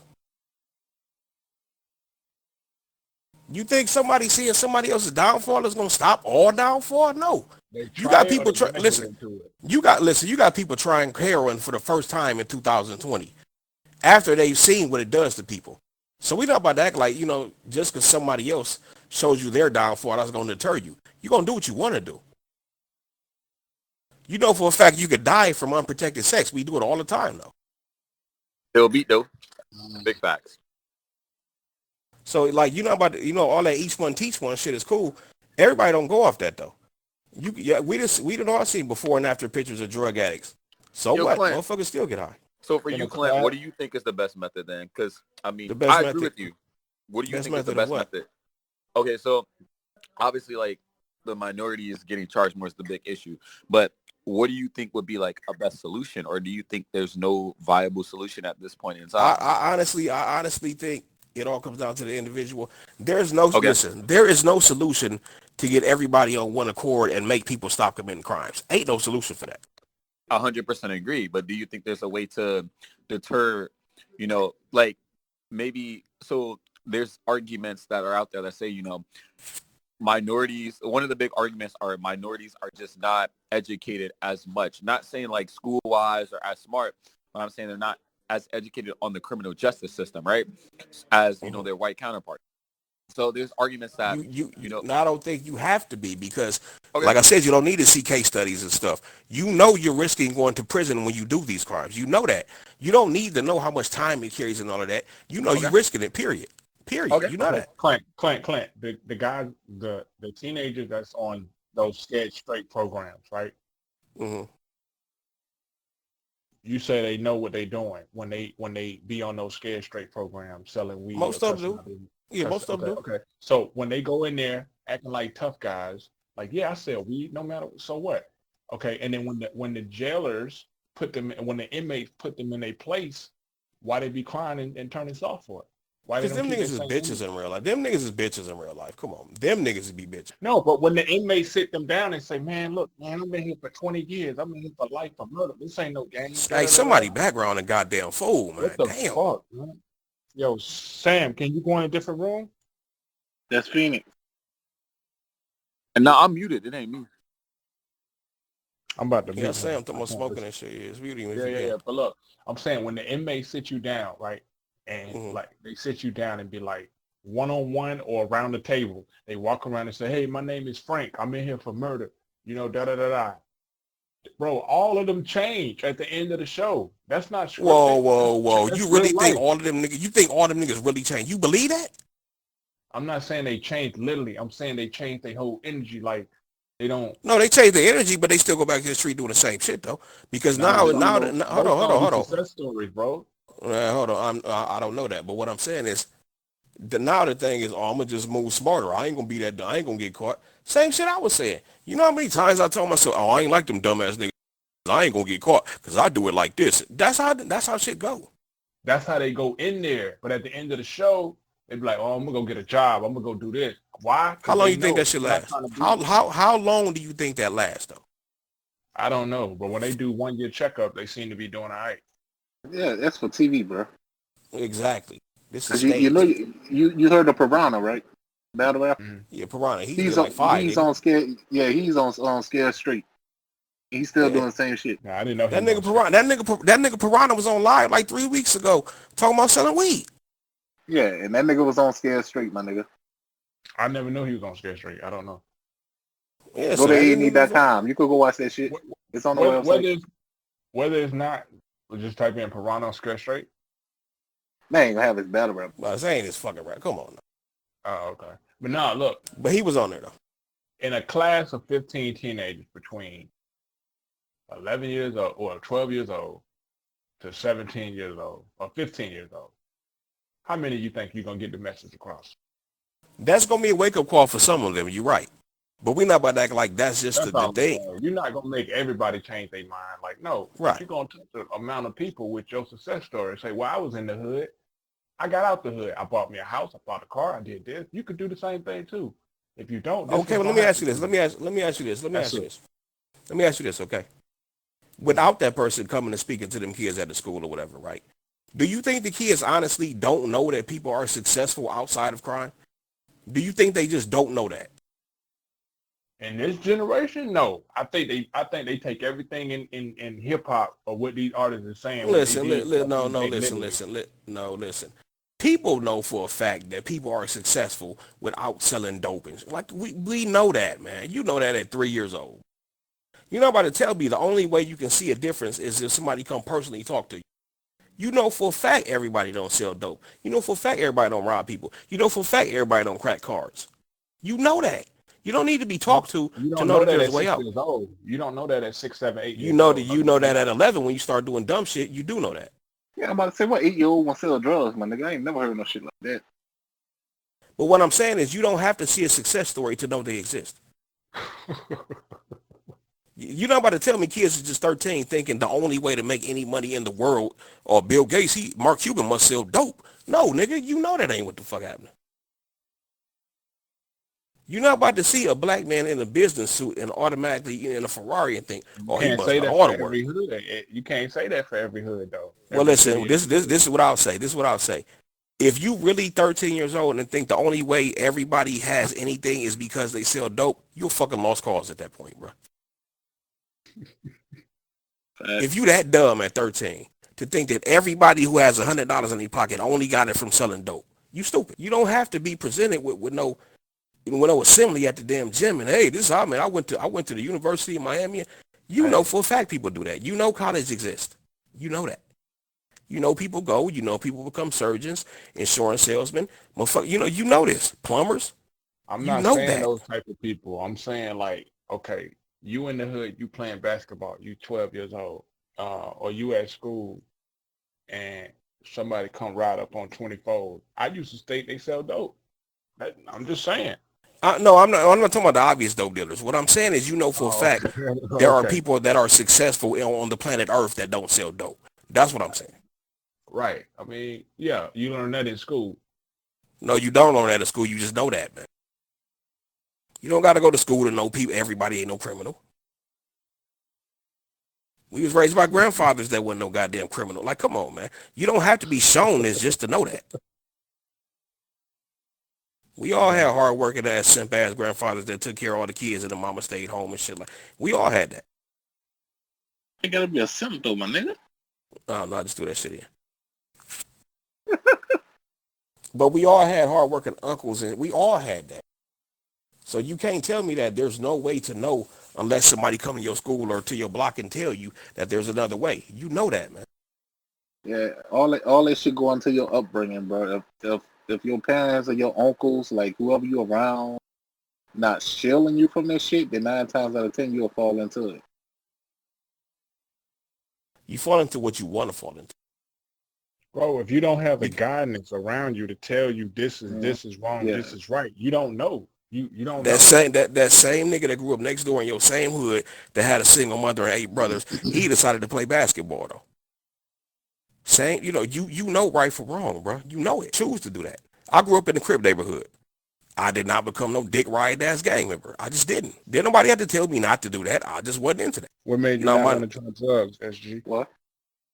What made you not want to try drugs? I had brothers and cousins that did the shit, and I didn't see the benefits of it. Oh, okay. Y'all know what? Okay, I've never had a drop of alcohol. Listen. I've never had a drop of alcohol in my life, right? Uh-huh. Ever, right? Because I seen what it does to people or whatever, right? Right. Have I tried drugs? Yes, because I wanted to. You know what I'm saying? It depends on which. It's just you. See, like niggas like y'all, right? Y'all smoke weed or whatever. I would sell my piss to y'all starting in middle school. I was selling pee. No, you wasn't serving me, nigga. I was selling pee from middle school all the way up to college. Everybody niggas come used to buy do my that shit piss. like like $10, Yeah, $15. Yeah, I yeah. remember that shit. Everybody come buy my piss because I wasn't fucking with the shit. That was a hustle. But see, that's niggas with a problem though. Niggas can't even be clean enough for a test. That's some other shit.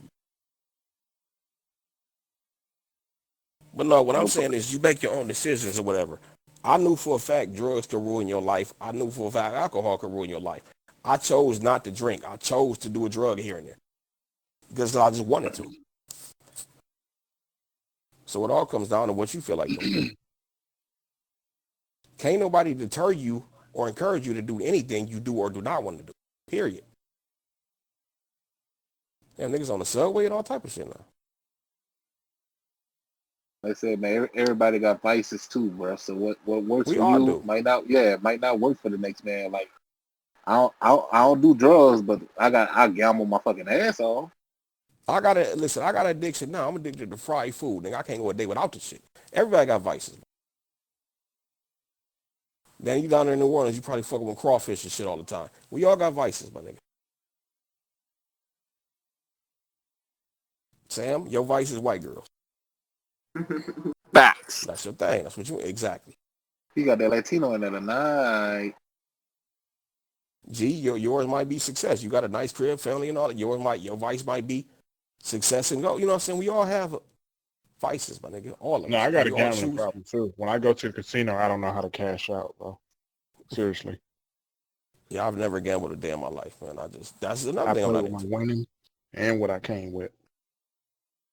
See, I I've felt never like that was shot. the I've never. quickest way to get money and easy and had to worry about shit was fucking gambling. I've never shot a dice or flipped a card in my life in no casino ever. I'm just not into that. Hey, But y'all I'm are. gonna Y'all get you. chose I'm to gonna do get you it. to come to the city, bro. You gonna come to But this? You check been this in New out. Hold on. Orleans, Check Flint? this. Hold on. Check this out. Check this out. Danny and G, y'all just said y'all both like gambling, right? Right. Mhm. Y'all knew for a fact that gambling ruins people sometimes. Y'all still chose to do it though. How gambling ruin somebody? People have lost fortunes gambling, my nigga. Like, come on now. Yeah. People lose Well, the marriages and all type bookie of stuff. It's a lose a choice, fucking though. hand, all that shit. Exactly. Exactly. That's my point. You knew that people lose marriages and families and all type of stuff for gambling too much. You still chose to do it though. Because you know why? I ain't gonna do all that. That's the thought process. Mm. It's the same with the street life. You know people go to jail, but you think shit, I ain't gonna be me. Like I said, then with the street life for me, I'm the youngest of 9 children. Like I had older brothers and cousins into that shit, and I'm seeing the court Hey man, cases and like, yeah, what you got, Clint? no, it was just too much in the background still, man. You gonna have to mute them manually. Okay. Just click on his name and click mute. Hello. Yeah. I mean, that's kind of the same with everybody. You know what I'm saying? Like, I mean, I done had foster brothers that went down the wrong path, you know, in and out of jail. They sold drugs, whatever. He just violated his parole, just went back to prison. So, I mean, you know, but that's, you know, people make choices, but I feel like, you know, I don't know. I mean, for him, I feel like when you out of, not everybody, but most people, when you out of prison, I mean, family don't want to fuck with you. You can't go get a regular job, because you got a felon on your record. You feel like you that have shit no not set hope. up for you to succeed when you get out of jail. So you got to go back to the streets, and I feel like that's why he went back to doing whatever he was doing. Violated his parole. Now he back in prison for another few years. You have It's to a go back to cycle. the street. You believe that? I mean, not necessarily. I mean, I'm not saying all the time, because I do got another friend that got out of prison for armed robbery, and he went to Indianapolis and got his truck driver's license. Now he's a truck driver. So Yeah, Indiana. He's an Indiana. I know. Remember that shit? No, he down here now. He back in Georgia. He drive trucks. No, y'all remember that Indiana? Never mind. No. Break it down. What it is? That Indiana shit that we was sharing in the group and roasting them Indiana niggas. They was dancing and shit. Oh yeah, Sam, you remember that yeah, shit? yeah. I remember that shit. Never fucking forget. I'm an Indiana. He an Indiana. That shit was horrible. Fucking funny bone, dude. What is it? That nigga went live bad about y'all niggas mad because I'm popping it, nigga. Shut the fuck. I mean, unless you getting a degree in jail, I mean, in prison, like, barber license degree or, some kind of trade in prison and come out and put that towards your success story and say, well, I'm going to do this since I learned this trade in prison, or you really going to be doing the same shit, basically, though. Not really, though. They got ex-offender programs and all type of stuff. I entered one. I mean, not everybody, man, but I'm just saying. They got people that grew up rich that sell drugs and just to do the shit. Like, and that's the excuses, man. They got all type of ex-offender programs and shit. Now, you might not be able to be what you wanted to be in the first place, but that's on you. You know what I'm saying? But there are other ways out. You're not about to tell me once you're a criminal, you have to stay a criminal. I ain't been in trouble since. Parole. Look. You on parole, right? Yeah. So you can't fuck up. Okay? So if you get in a road rage with me and I provoke you, you shoot me or something, even if I fuck with you and started it, you assault me, you going to jail for the rest of your life. I gotta have enough sense not to do that, though. So what you gonna do? You ain't supposed to have no gun in the first place. Listen, I'm not no emotional nigga. You can't get me off my square. You're not about to have me all out the street fighting and taking my shirt off and shit just because you clowning. Nobody controls me but me. Not saying you. I'm saying nobody controls my actions but me. You ain't gonna be a pussy unless somebody disrespect you either. I'm not willing to go back to prison because you tripping in the damn street. No, I'm not. Yeah, once you reach a certain age or a certain point in your life, you start letting that shit go. Right, exactly. This is my thing. And this might not make no sense, right? Let's say we work at a job or whatever, right? And it's my first day or whatever, or not even my first day. Me and you just don't really know each other like that, right? And you say or do something sideways to me. I'm going to probably check you over it, right? But if some perfect stranger downtown on the street do it, I'm going to let it go. You know why? I'm never going to see this motherfucker again. It ain't worth it. Now, the person at the job, I got to set the tone. You ain't about to be running over me every goddamn day. Now, that random nigga at the park, fuck that nigga, man. I'm never going to see this dude again. It's not worth it. What do I need to be proving shit to this nigga for? And then it escalate. Now we fighting. That's a good state of mind. But most felons, when they get out of prison, bro, they got that don't disrespect me. You know how it is in prison. Don't let a nigga try you. You got to stand up for yourself. When they get out, they take that shit to the street. No, you right. But what I'm saying is you have to know which battles is worth fighting. Just some random nigga is not about to you not about to decide how my day gonna go, period. Right. You not about to just I'm not about to be having a good day or whatever, right? You know, I just pulled a bitch number and all this shit, and you decide you about to. But you got to live your life day to day. Damn, man, I'm on parole for like 15 years or whatever, 10 years. You got to be mindful of it. Every day. You can't fuck up. You got to tell yourself that every day because you could be provoked at any moment. Somebody could, like, I don't know, bro. You can get an argument with somebody. Somebody can come just punch you in your face. I mean, let me ask you this, G. Do you think it's worth it to prove you ain't no bitch to a nigga you ain't never gonna see again in your life? Not at all. Thank you. That's all I'm saying. Fuck these niggas, man. These niggas not even worth me missing a goddamn green light, let alone go back to prison, nigga. Right. Like, it's just not worth it. Fuck these niggas, man. And I can't let myself as a man be emotional enough or easy enough for, to let just some random motherfucker decide the outcome of my day. And what I'm going to do and what I'm not going to do. Just because he said something I didn't like, oh, well, fuck that nigga. I'm never going to see him again. Now that nigga at work that I got to see every day, I got to set the tone on that. Right. But just some random dude? No. For what? I'm never going to see this man again in my life. Like if I'm just down in Houston or whatever for a random reason and some nigga at the store say some dumb shit, fuck that nigga, man. Is it really worth fighting this man over? And potentially getting shot or having to shoot him or go to jail, and niggas ain't wasting 30 seconds of my day, period. I'm on my good shit, nigga. I got some pussy lined up. Fuck that nigga. Clint body bagging that night. No, it's just you have to learn to you are the only person that controls how your day gonna go. That's how I always live. Always. Ain't nobody about to decide how my day gonna go.